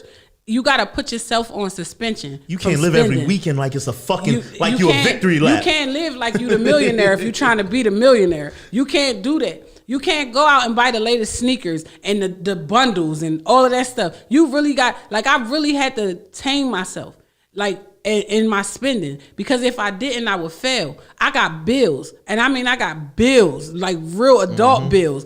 And people be like, well, everybody got the same fucking bills. No, my bills are important because if I lose my bills, I lose my business. So if my lights get cut off, I can't work. So my bills are very important. I'm not just living in the house that I can just come in and flick the light on. So, you know, when you live with your parents, you can come flick the light on and then boop, there they go. I have bills. Like, I am a whole adult out here. I be counting my adult points. Like, I went in the basement, adult points. Yeah. But you gotta have that niche with you that says, I don't mind not spending money. You got discipline. Thank you, Keisha. Oh my gosh. Whew. Thank you, Keisha. It's my classmate too. Shout out to her. She just launched her, please put your link in the comments. She just launched I shared it yesterday on my page. I'm sorry, I've read it, but I can't remember what it's called. But at the end of the day, like, you gotta have discipline. You can't, when they say when you're trying to buy a house and the mortgage company tell you the steps to go through, the first thing they say is stop spending money. You can't do this. So it goes with the ego thing again for me too. You got to be egoless and you got to be prideless, but at the same time, you have to have a confidence, if that makes any sense. You have to have confidence in your business, but your self-discipline is you can't live with an ego. Right. So I say that to say, let's say you selling shirts and your shirts is selling like this week. You'd have made $2,000-$3,000. Right. You gotta sometimes bite your pride and have oodles and noodles in your cabinet. But listen, Cause that flip gotta happen again. it gotta I got oodles and noodles now, and I got all kinds of different you delicacies there. You have to submit yourself sometimes from, oh, I'm going out to eat at Benihana's to I'm going to the market because I budgeted out that if I buy my food from the market this week, costs I'm you an less. entrepreneur. It costs me less during the week. Absolutely. A budget is definitely needed. You have to say, this is how much I have to spend out, and then this is how much I brought in. But you definitely got to spend this out in gotta order have to that bring budget. this in. If you don't budget properly, if you don't look at it like, all right, my savings is up. That does not mean that I can go and splurge. That does not mean that I can go and buy them $600 sneakers or that $1,500 bag. Them people are already rich. And you know what they did when they was working their way to being rich? They stopped spending.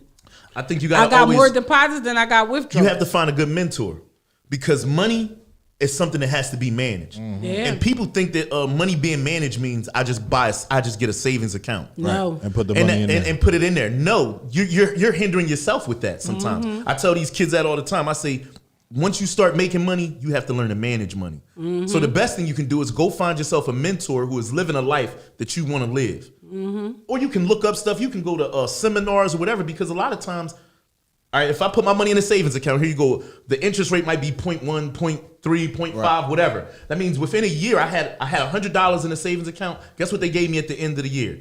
They gave me $5 more, or they gave me $3, or something so small. It equal up the one month is like a 6 cent. But the bank had used the money and flipped it 1 million times for themselves. They took your $100 and made $1 million off of it. Yeah. So henceforth, you have to learn to say, you know what? Maybe I should invest in this stock. Maybe I should. You ain't got to invest in a stock. We can keep it hood street shit. You know, it's not for tea. You got to go buy crabs and stuff every week. Mm-hmm. Here's $200. Can you just give me back $225 in 3 months? Right. Yep. That $25 is more than what you would have made leaving that $200 in the bank. Yeah. But you know what's so crazy? You know what's so crazy that when people say go get a job, you know every business owner started off as an entrepreneur. They took a chance on every themselves. last one of them. They started had off an as the idea. entrepreneur. Right. I just had to get that out because it was something that I'm like, you want me to go work for somebody who started where I am? Right. I'm not doing that. No. I can start here and try to get to where they are before I can go and make them even more rich. How long you gonna do that? How long you gonna be until doing all that? Until I get it right. But what if it never worked? Then it doesn't work. But it doesn't work for me. I got kids behind me. That's coming and they got a better method of it. Right. Skip the fact that it's a solo thing. If you want to be an entrepreneur, stop thinking soloish. Right. Mm-hmm. No single person has ever become victorious in life. Not one. There's always a team behind it. And the team doesn't have to be, Nafati is cooking at her house. Nafati has a restaurant with her family. Mm-hmm. Her team isn't just solely her family in her house.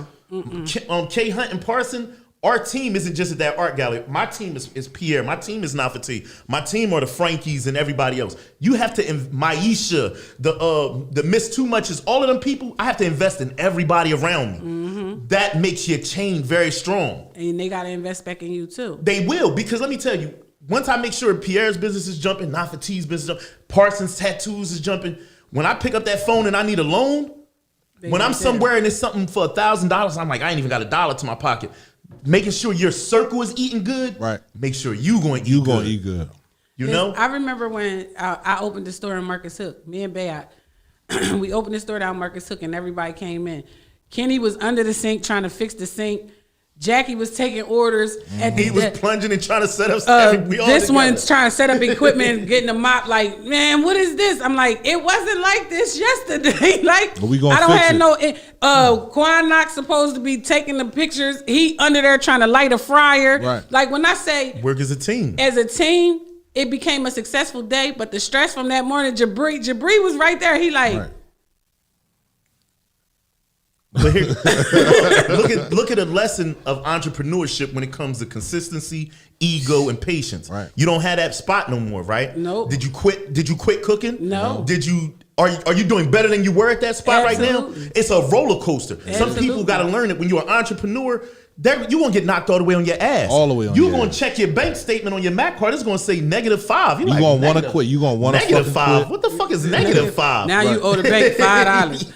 But like that, people don't get that. They don't get now. Now it's a village and business too. Since we always speak on villages, it's a village and business too. Like when you look around, the person to the left of you or to the right of you might not be there the next year. But if you were there for them, they gonna be there. You can't be selfish in that. You can't be selfish with your time, but expect somebody else to give you theirs. Listen, we had a ball that day. When it was time to sit down, Shell Duns was like. You ever been to Sugar, I ain't never been a waitress. You ever been to a successful event at the gallery? Mm-hmm. That ain't Kenny doing it by herself. That's not Parson doing it by herself. Lots of them. I call on everybody I know. Jabri is on this joint. Mm-hmm. His successful R&B events, guess what Jabri would do?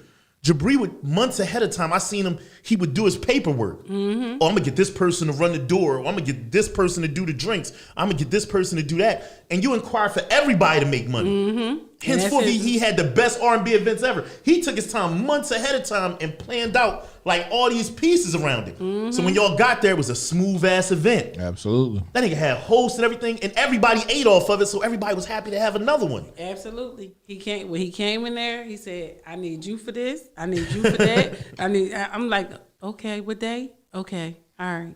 Everybody sells out. That was amazing. No, y'all left me in the kitchen. I don't really know. I was in the kitchen with you though. No, you left me in the kitchen, and that man. I didn't even get to was dance. going to attack me. You weren't there. Who's going to attack That man was going to attack stalker. me in the kitchen, and Kenny wasn't there. Your stalker. Pierre's like, why didn't you tell me? I turn around, I'm the only person in the kitchen with this strange man. Yup. But he got ghost though. He sure did.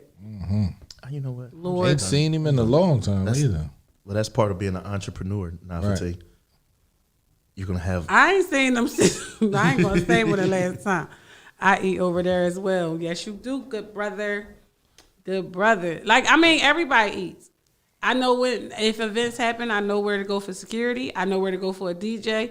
I know Jabri get tired of me tagging him on Facebook because they don't mention D. I ain't even finished reading. I'm DJ Jarrell. Right. Like, and that's my go-to. And I tag Santana. I tag Doughboy. I tag them all. Yesterday, some girl said she needed to know she needed a venue. She needed a decorator. She needed everything. She's trying to have a party. I tagged the venue. I tagged the DJ. I tagged the decorator. I tagged the creator for the big pop-up Jones that she looking for, the cutout Jones. Like, you gotta know these people when you're in this type of business. And guess what? I'm not selfish. If I can't be your caterer, I'm gonna tell you 5 caterers that I think is either gonna meet the standards of me or they're gonna exceed. Plain and simple as that. And I'm not a selfish person. I don't think that I'm supposed to have all the jobs. So guess what I do? I refer other people. I be like, hey, listen, why don't you try X, Y, and Z?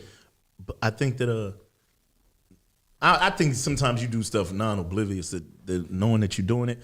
What? That's how Fortune 500 companies do it, right? Mm-hmm. You ever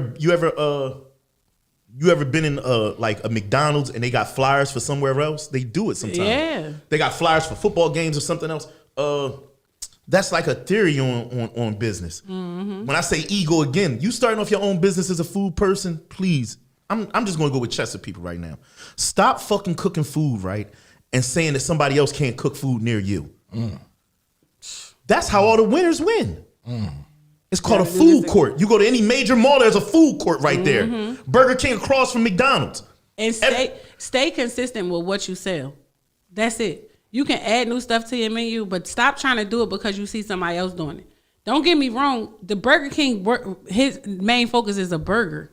Chick-fil-A main focus is chicken. You don't see Chick-fil-A trying to make a burger, though.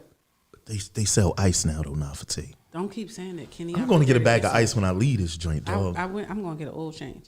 Anything Chick-fil-A find out black people want something, they get they that definitely shit. get it. But y'all like macaroni? Give them what you're great at, and then try stay other things. consistent I'm at up it. 3 o'clock in the morning trying new things, like all the time. I seen I'm up all hours of the night. But be consistent with what you do. People be like, you don't make this, you don't make that. No, this is what I have. this is what I make, and this People is what I'm great are at. always going to want this particular thing. My menu is not going to change because you want something special. Now, I can make you something special, but I'm not doing that. I'm not a full-fledged dine-in restaurant. That's not me. Sometimes people got to understand this too. Just because you're multi-talented at things doesn't mean you have to sell all those things.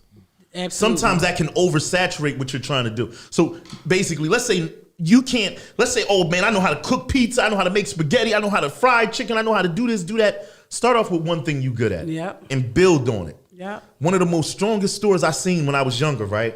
That lasted through time. I don't know if y'all remember at Tri-State Mall, right? That little pizza stand. Not the pizza stand, because they didn't last the longest. The fucking French fry joint. That was the pizza stand. No, it was a pizza thing across from them, Nav. Oh, I don't know that. It was a pizza place and it was a French fry joint. The French fry joint ain't never sell pizza. They just sold French fries in a cup. In the that corner, same red in cup. the corner, yeah. Them niggas, The last they food store that was lasted. there They lasted forever. forever. But guess what they did? They kept it real simplistic for you. You come here, I'm gonna get you these French fries. Yeah. Listen, through the pandemic, when every restaurant just shut down, what restaurant stayed open on South Street? Lorenzo's. I'm gonna keep this shit real simple for y'all motherfuckers when y'all get here. I got a slice of pizza. The Yum Yum bar. Yeah, Yep. the Yum Yum bar. Go to ain't Pat's and Geno's still running? They ain't got the best steaks. By far, Geno's does not have the best steaks in America. But he's consistent. My mom consistent. talking about crab fries. And sometimes you got to find what you're good at and be consistent in it. Yeah. And I don't change it. I'm not changing it because you don't like it. I'm doing it my way. It's my way. That's what I like. I'm sorry. And my way is effective. You can come in and you can give me suggestions, but my way is effective for me. I'm gonna take your suggestions and see if it's prudent to my my business. But some people make suggestions so that you can fail. They don't do it so that you can win. People come in with suggestions on how you should handle things. Remember, all advice is not good advice. Some of them are just trying to actually hurt you more than they're trying to help you. Or they're placing their fears and their doubts on you. Into oh my God, you selling crab fries? You can't sell crab fries with that brand of crab meat. You can't. Somebody asked my daughter, well, how your mom make her crab fries? She said, I'm not ready to die. Yo, listen to me. I seen Nafa T do one thing. I got to refer to you because I'm next to you. She makes pan-fried macaroni and cheese. If y'all niggas never had it, don't. I said, bro, I put it up against some niggas' mom's macaroni to go in the oven. I said, bro, I need you to try something for me. He like, what? I'm like, he's sitting at the table. When you sit at my kitchen counter, when my daughter, Tay, she be like, oh, this that Uchi Wally. If she don't say that, it's not good. Kenny sitting there, he like, and you just stood over there and just made this on the stove? Like, it really tastes like it come out the oven, but it got a different type of crisp to it. It got that fried crisp to it. It's so, like, I don't eat macaroni and cheese. So I can't say it's so good. But when my kids say it's good, and when Hunt come in there, he talking about, man, them salmon bites. I call Pierre up. Whenever it's too good, I call Pierre up and say, Pierre, you need to get over to Naf house. Get over to Nafa G's house and had that. Like, I called Naf. I was like, oh, you wasn't going to call me. I ain't even make, come on, come get it. Yep. It's so crazy. Like, even my French toast wraps, like the French toast wrap. All right, I'll show you how to make it. I'm gonna tell you what ingredients I use, and I'm gonna show you how to make it, and that's it. You know, a good thing on that when it comes to Facebook and Instagram that a lot of business people I don't see take a lot of advantage of. You want your business to grow? Re-promote other people's business on your page. Absolutely, Kev just said that. It takes nothing for you to share the business of your friend. It takes nothing. My scroll down your line, just hit repost. My Facebook page is nothing but promotion. I'm sharing people that I don't know. If I just seen it like it's this one girl, she's doing different things for men for Valentine's Day. She's doing milk baths and pedicures, and she's promoting herself. And I think that milk baths, milk pedicures. It's a milk soak. It's a milk and honey soak. I don't know if my girl will let me get that, but she'll soak me in milk. She probably not though. She's gonna soak you in milk. She will soak you in milk. She's not gonna let the girl give you a milk.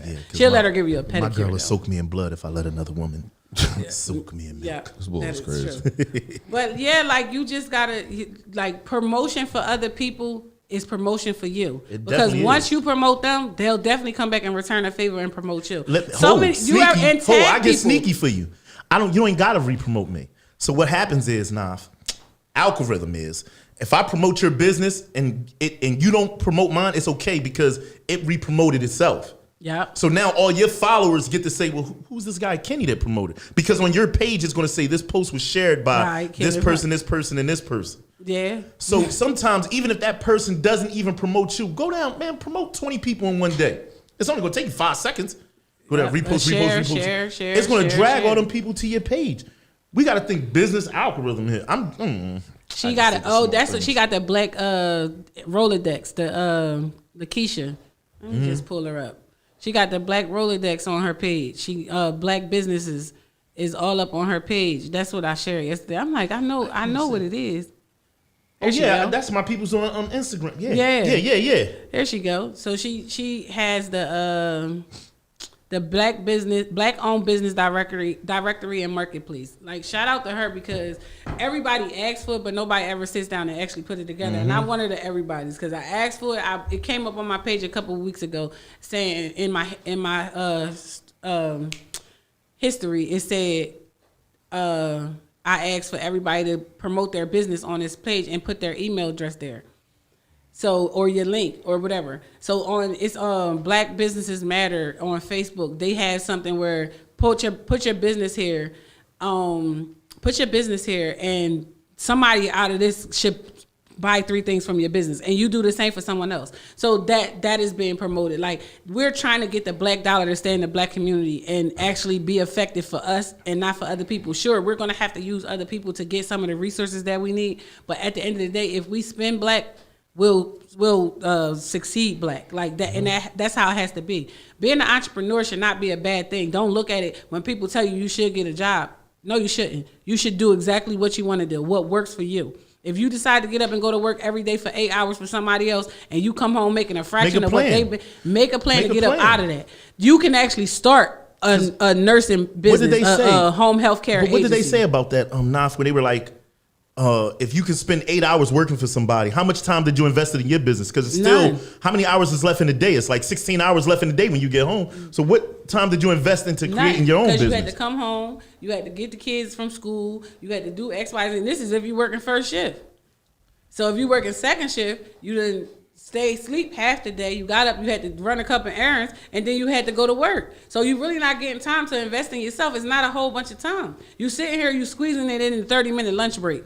I can do this for myself tomorrow. And then you get 30 minutes the next day. And then your lunch break gets cut short because now somebody didn't come in and they're short staffed and you got to cover their space and yours. Cover your own space. Be there for yourself. It's okay to be an entrepreneur. It's okay to take a risk on yourself. And then when you want to get to the point where so they can't say you can't even file taxes, this is what you do. You get your paperwork behind you and you file your taxes at the end of the year. That's it. You can have it where your taxes come straight out. That's PA state taxes. You get that, they come straight out of the your monies. So every time when people pay by credit or debit, they pay, their taxes automatically come straight out. It goes straight to the state for me. I don't have to worry about that. But then when I got to take it and sit down and do the math, it is so long. But I have to break it down. How many sales did I have? How much was my adjusted gross income? How much taxes should be paid at the end of the year? And if you do it on one of the Johns and you're supposed to get a refund, they take the taxes out at the end from whatever refund you were supposed to get. So you're not really missing the bread. That's all I'm saying. Just do your if you do your paperwork and you're trying to be an entrepreneur, you do your paperwork right, like make sure you do the taxes right. Because don't be like Wesley Snipes and end up in court for not paying taxes. So what, dog? What's wrong with Wesley? I just seen a movie with Wesley in it. It's a new movie. It's a movie on Netflix. Wesley in that joint. Fuck Trap Boys or some shit. I don't know what the hell he was, but it was good. He was an old ass man in that joint. Ever since I seen Wesley in a dress, I don't want to see nothing else. I was good at stop at New Jack City, and then he had on a dress, and I was like, that was the ugliest woman I have ever seen in my life. That's the best role you gonna give Wesley is New Jack City? Yeah. Nah. That's the one I like the most. How you gonna tell me? Blade for me. You know what? I never watched that. What type of black person are you? You ain't never see Blade. I don't like He was a black vampire hunter. Yeah, I ain't never watched that. I never watched Blade ever. I think Blade was probably his most richest movie series that he ever had. I still could watch New Jack City like right now to this point, to this day. A million times. When he shot G Money. Yeah. And then when he laughed at the lady and said, I'll be out in a week. He said I wasn't. I think he had too many classic lines in that movie. He said I wasn't born with a silver spoon in my mouth. Miss Hawkins. Damn. Wesley Snipes was on the road to being a super great actor. He's a phenomenal actor. He was definitely on his rise like a Denzel in a way. But Denzel never got in trouble, so Denzel kept making great joints. Denzel had a great team. He had a great team. Wesley was kicking out some great joints. He did have good movies, and then what happened? But they turned him into a girl. Who? On air. Wesley Snipes. He came out in the dress. He was in that one movie where it was like three guys and they all dressed up like women. What's the white guy name from Ghost? Yeah, Patrick Swayze. I'm like, that is horrible. Why did they make them put on those dresses? They paid them money. It was over for me. I ain't never watched another Wesley Snipes show ever since. Like, no, we're not doing it. Passenger 57, that was a good action movie. Right. Shit, White Man Can't Jump, bro. Huh? White Man Can't Jump was a phenomenal comical movie. And I'm still going back to New Jack City. Why you go back to New Jack City? Because that's my favorite movie of Wesley. Why is it your favorite movie? Because it is. And he ended up promoting that whole snitching situation. Wesley was good in I'm not promoting King of New it. York? Is that? King of New York. Right. He was a cop in that joint, right? Wu-Tang Fu is the name of the movie where he was dressed as a girl. Like, I'm good off of it. I was mad that they did it to him. I was mad that he accepted the role. I would have had. You don't say that when you see Tyler Perry wearing a dress. Tyler Perry came out in a dress. Like Martin Lawrence wearing a dress. Eddie Murphy wearing a dress. All of them. They was being funny. He wasn't being funny. He was being serious. He was talking about a serious was supposed situation. to be in. That was a comedy movie, Naf. Wu-Tang Fu, I think you I It was don't a think comedy so. movie. I don't think so. It wasn't a serious one. Wu-Tang Fu. Look it up. I'm Wong almost Fu. sure it was. What is it was the name a of the comical movie? I don't think so. I ain't find it funny, and I don't like when they portray black men as ugly black women. Like he was horrible looking. Thanks And for I think everything, Julie Newmar. So they were supposed to be drag queens. They were down with the drag queens. The 3 drag queens travel cross country until their car breaks down, leaving them stranded in a small town. I don't like it. The Art of War. That was a Wesley Snipes movie. He got money for that. I'm glad y'all like y'all know all this stuff about after. No, I'm that just movie, saying I know movies nothing. that he was good in. After that movie, I know Shit, that nothing. nigga was a goddamn rat in fucking New Jack City. He killed his old man. He killed G Money. And he said it wasn't me, it was that nigga, the pretty nigga from the back. Mr. Kareem. Who was the leader? Kareem. then? After he had already Akbar. stabbed That's the Kareem Kareem in the Akbar. hand. He Right. had already fucked Kareem counting hand up. So I never, and then he wiped the blood on. I never liked Right. your pretty ass anyway. motherfucker. Damn, he fucked G Money girl in that joint. He said, "Is this all over a skeezer?" Listen, they be the ones, bro. That's what I'm. But I'm just saying to say he was a good actor. He was damn sure He was a good was actor. damn sure good, and he could do karate and all that type shit. He was a good actor. And if you heard the And I acting said, schools he how went y'all- to, How y'all just gonna keep? If I don't like his movies, I don't like it. Now Denzel Washington is just somebody completely different. why is Denzel different? I watch all his movies. he got a new What's, joint no, coming out. hold, stop. What's your favorite Denzel movie? Ricochet. You lied. Yeah, Ricochet? She lied. Oh, because she seen his ding ding or something She in lied her Ricochet. ass off. That ain't her favorite movie. What's your favorite Denzel movie? No, my favorite movie is not Training Day. All right. My favorite movie for real, is Ricochet with Denzel. That's my favorite movie. Favorite Denzel movie. My favorite Denzel movie is Book of Eli. I like that. I feel like he was a real good actor in there. He held you the whole movie, and you ain't know he was blind to the very end. I like that movie too. that I like nigga was all movies. blind? I like all Denzel movies. The one with the bank robbery, I definitely like that. The new ones that Inside just came Man. out for me. Inside Man. Inside Man is definitely a good one. But the new ones that just came out like last They year, got a new one. They the just two- it's the coming two out. joints that came out where he played the boy that was in the CIA. Right, he was retired and he helping people in his neighborhood, shit like that. What's Equalizer. Equalizer. Yeah. But yes, look up they Denzel definitely- Washington new movie. He got a new one that's The just Equalizer. coming out. I like that when he was working for the hardware store. Right. He definitely was. Yes, Book of Eli is definitely fire. But I'm sorry. I understand everybody likes Wesley, but No, I like Denzel. Denzel got a heavier record right now than Wesley. The Little Things. Yeah, it's gonna be another killer movie. I be waiting for Denzel to be in a movie because when he get in a movie, that nigga be a killer. Man, listen. Did you just try to do the Denzel laugh? My nigga. Listen, hey, by What? American Gangster? American Gangster. He didn't make you love a drug dealer in that movie. Malcolm X. For it to be that long as it is, Malcolm I X really was- enjoyed. He deserved. Malcolm He X. deserved the Oscar for Malcolm X. He definitely did. They'll Malcolm X never is get that. the way he transformed Wait a minute, into was it- Malcolm X when he was doing that because we ain't land on Plymouth Rock speech. Plymouth Rock You landed on thought us, it right. was It was Malcolm Malcolm X X. Wait a at minute, the hold on. podium. But who? Wait a minute. On Jungle Fever, was that Malcolm X or was that? Was that Denzel or was that Wesley? That was Wesley. Okay, Wesley was that. Posse was that? That was Wesley too. Was Denzel in that too? You just a Wesley fan? No, I'm just trying to. I'm trying to just depict them in my head. I'm old now. If you gotta help me out here. I'm just. Denzel Washington is a different It's his smile, his walk, it's just all this stuff about him that makes you want to watch him on the screen and not Wesley. Got you. Well, New Jack City was in 1991. That came out in 1991. White Man Can't Jump was 1992. Passenger 57 was 1992. John Q definitely was a great movie. 1993 was Remember the Demolition Man. Titans, definitely a great movie. U.S. Jabari. Marshals. Right. So, New Jack when City was you- his first movie. So, When you put Wesley Snipes up against Denzel Washington, it's kind of sort of no comparison. No, fuck no. I never even put Remember the Titans? I really enjoyed that movie. I was so angry. That little white girl on there though was amazing. She was good. he appeared on the Come TV on, show Joe. Miami Vice as a drug dealing pimp.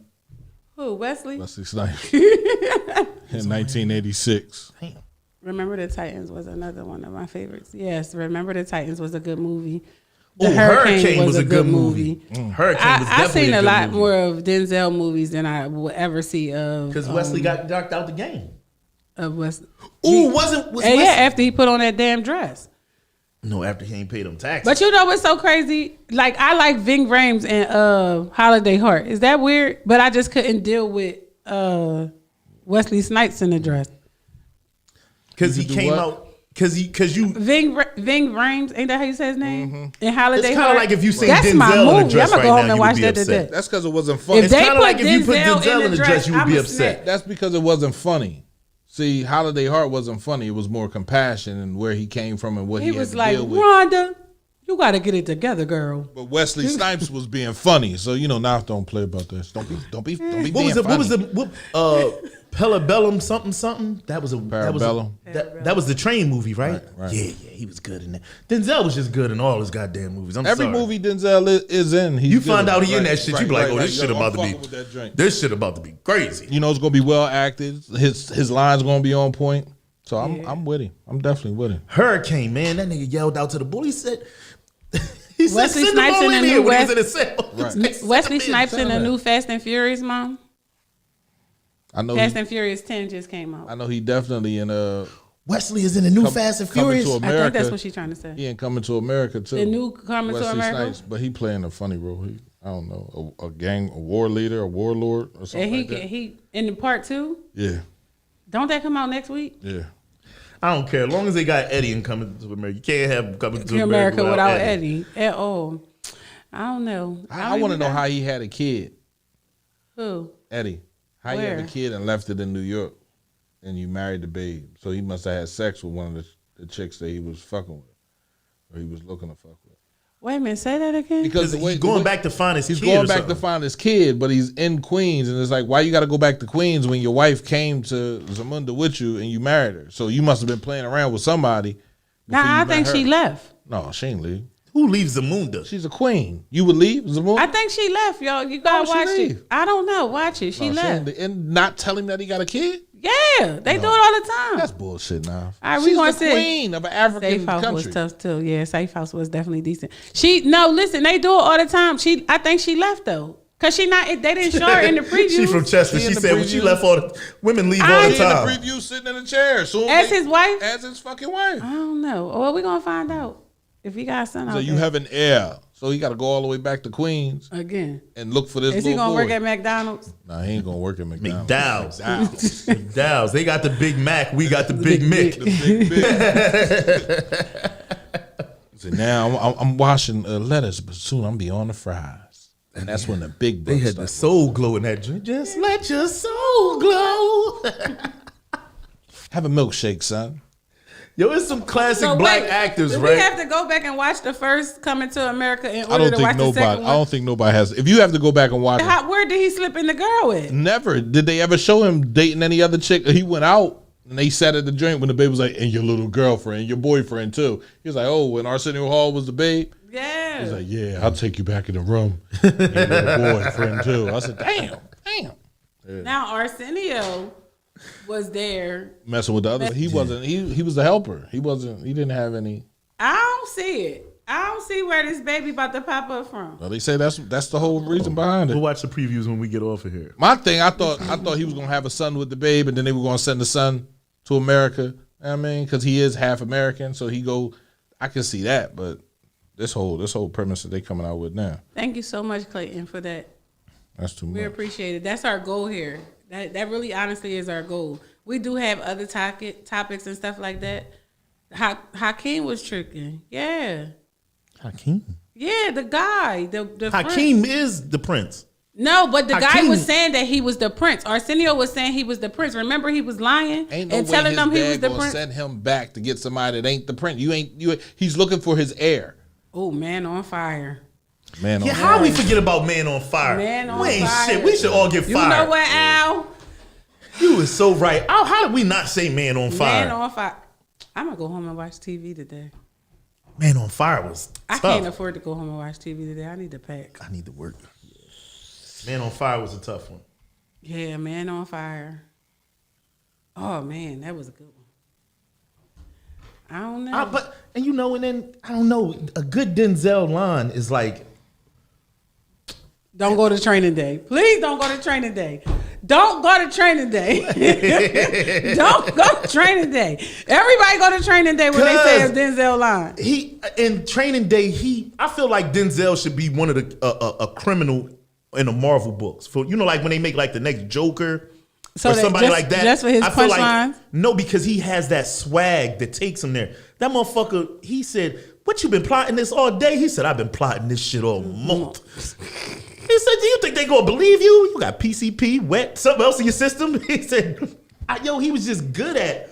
He's very good at captivating whatever role he takes. That's true. Man on Fire, he was a retired war nigga with an alcohol problem, but he pulled it together for this little girl to take care of this little girl. Yeah.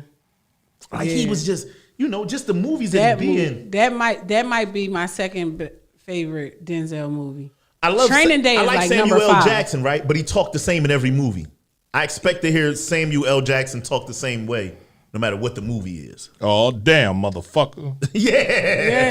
Yeah, I killed them, and I hope they burn in hell. No, they never got to meet each other, Mom. She said, remember Eddie was messing with the woman in his country. No, remember he asked for a stay. He got game. That's what they said. He's going to America to meet his heir, and he's trying to rekindle. So where did the son come from? Well, they got to show a He stuck his backstory. ding on ding in that. something. They got to show a backstory on that. They will. Go back to Queens. He had to get some. I'm going So back he and had to watch get the some first pussy. So one. you like the Yeah, he typical had to, African because- motherfucker. He had to fuck somebody He did. before he fell in love with her. Well, they said they let him run around in the beginning, right? So is Royal Oats. Yeah. So Right. then he so he asked was to out go there to sowing his Royal yeah. Oats. So all the chicks that they met that night at the bar, they fucked. No, he didn't. Why not? That's the only thing logical to me. You know what, yo? It was all different nights. Yeah, but no, I'm not going to work. I can't wait for Coming to America. Please, Hakeem, do not take my pocket money. Did y'all watch True to the Game too? No, what's that? True to the Game? What is it? book. The Well- book. I read the book. So they have it in the movie. True to the Dutch. Game. No, not Dutch. Yeah, I fuck with Quadir. Dutch. I love Dutch. Right. I love Dutch. No, Quadir. True to the Game 2 came out a couple weeks ago. So I watched True to the Game 2. And I'm mad that Quadir was still alive. I don't like it. Why? Because I just don't like it. Black people just don't be alive after they got shot in front of a restaurant all that time and they died. No, I don't like it. He left the baby with the Why bread. can't white people do it all the time? I know. So He why came can't back black like people that. do it? It happened So in now Chester I all gotta the wait time. for Two to the Game 3 to come back. Right. Come out. It's just a lot. I don't know. It's a lot of great movies to be watching on TV right now. Yeah, Netflix is taking the game over, man. They got a lot of good Netflix Prime, too. movies. Prime. Prime definitely coming up. Voodoo. So they about to knock out HBO. Voodoo. What's that? It's like another Netflix. streaming service. It's like a streaming joint. So then, if you You want, if said you don't want to voodoo, buy look the at her movie, face. if you don't want to buy the movie, you just play it and let the commercials play in it. Look at this motherfucker's face. Voodoo. You see? Do you got a whatchamacallit stick? A fire? What's the I stick that do. you Fire stick. You got a whatchamacallit stick? What kind of stick? You got one of them special sticks. I got a that fire stream stick. If you shit? got a fire stick, it got it on there. Voodoo is on there. It's one of the joints on there. I only watch cinema,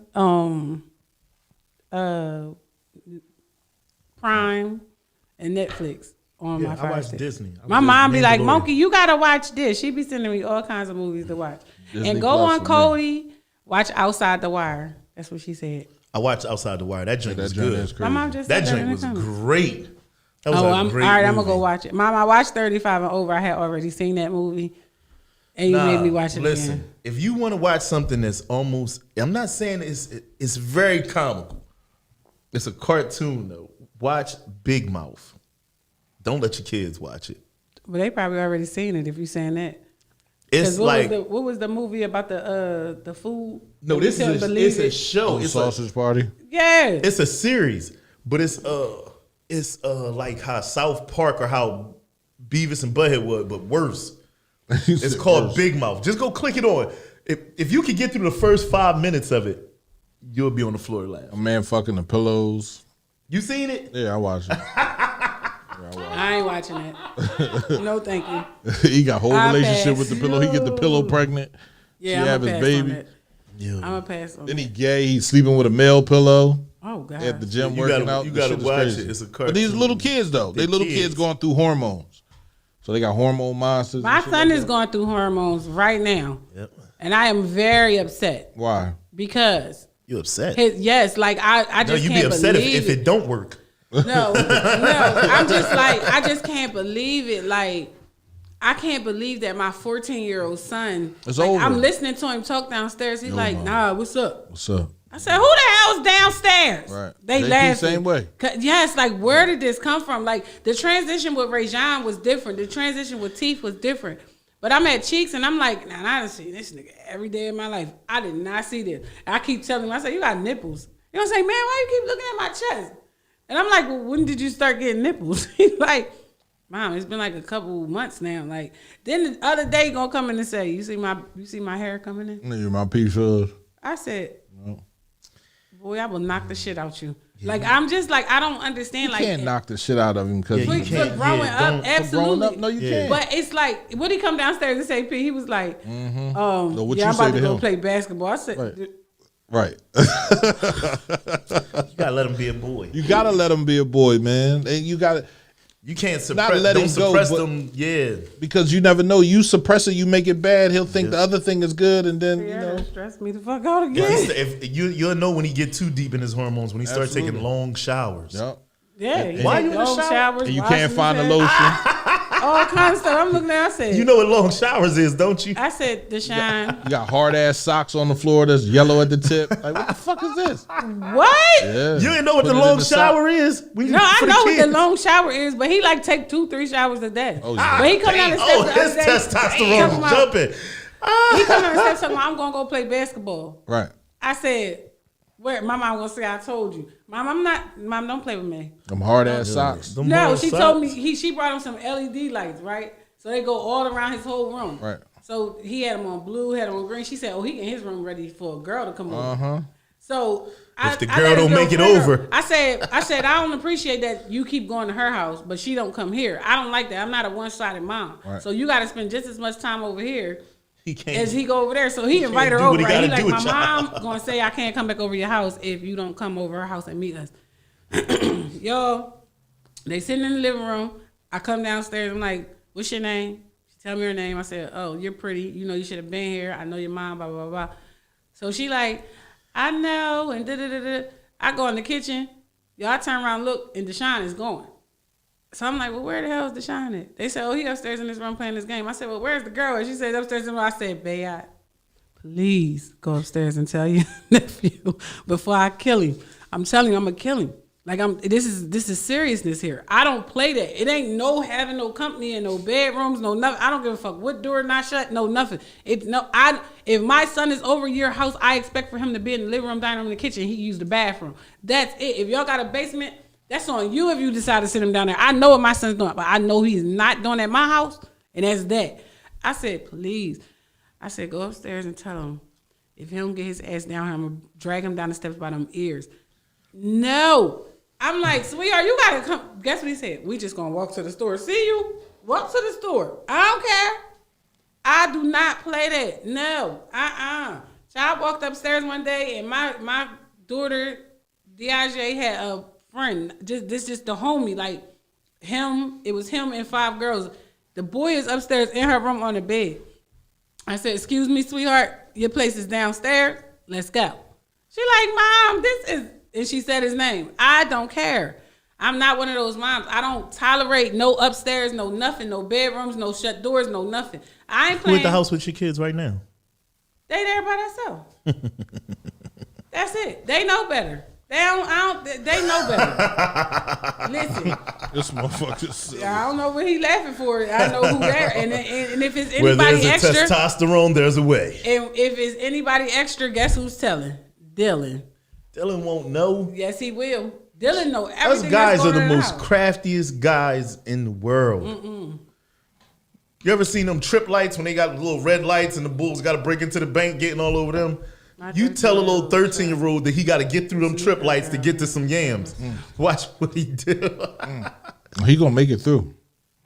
You seen House Party before this? Oh my God, they got a time limit. I know how to get out. I gotta get out my crib, back into my crib, but I gotta make it to your crib, which is across town. Listen. Get in your house without your parents here. He's gonna do it one way or the other. He's gonna do it. Listen, It this, won't hold be on, stop, here, stop. though. Whether will or be not, there. No, whether it or not won't the girl wants to do it or not, the girl's the pusher on that drink. She has what he wants.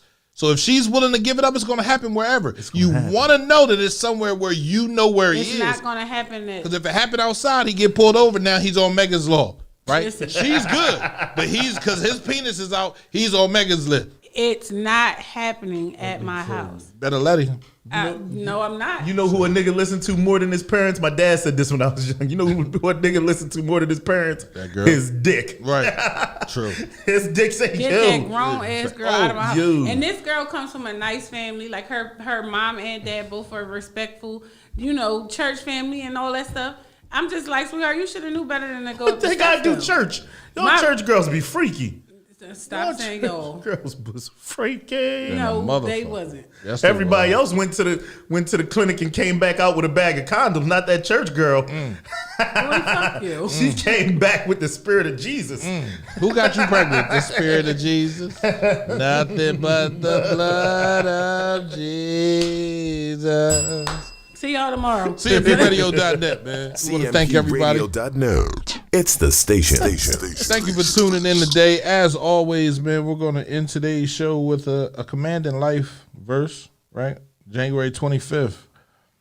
Relax. What you want is already unfolding. Your doubt is only distracting you from the significance of your progress. If you look a little closer, life has already begun to change around you. Today, take a moment to create a list of things that have manifested. It will encourage you to keep dreaming and creating. Be at peace with your pace. You are being positioned to receive more than you can perceive. Actively, consistently, and obsessively count your blessings. Commanding Life, Reminders for Life, January 25th, 2021. You really dropped the ball today. I was getting ready to say the same thing. We ain't getting no word of the day or Thank nothing. you.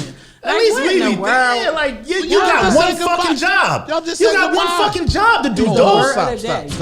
Stop. Here we go. He can ready to say how many I jobs he don't be here answered no up. more. How many motherfucking jobs do I have to do? The word of the day. The word of the day is Monday, dog. Our viewers are waiting for this word of the day. And here you go. Slack. And don't try to look up the word of the day now. We at 11:12. We pass our time. No, fuck that. Huh. We get charged for this shit. I got a word. Cock-a-hope. Oh, let me put that one in a sentence. If Navati keep blocking her son and making him have sex in the cold, he gonna cock a hoe in your Cock-a-hope basement. is COCKAHOOP. Cock a hoe. Elated, overjoyed, triumphant. That sound like a little kid with sperm in him. When Navati son bust that nut. Nah, I'm joking. Cock-a-hope. That's a hell of a word. It's a real word. I don't want nobody to think it's not a real word. So here you What go. you doing with that girl in your room? Right. I'm trying to cock a. Leslie, and then you gonna come with asphyxiation? Like, come on. What is up with y'all today? Y'all killing me. I don't want the word of the day. I'm not I writing gave it you the down. word of the day. CMPRadio.net. It's the station. Cock-a-hope is an adjective. It means elated, overjoyed, triumphant, exultant, Basically horny. horny than a motherfucker. I'm done. I don't It's want cold the as word shit of the day. outside, but I'm about to go meet up with this chick so I can cock a hoe. That's a dog. See, look, words up there. Cock-a-hope. There it is. Oh my God. Right. I see y'all on Wednesday. We outta here, man. I'm not playing with them. Ashley, don't be laughing at them, Ashley. And she gonna write it, cock a hoop. I'ma make them niggas hate.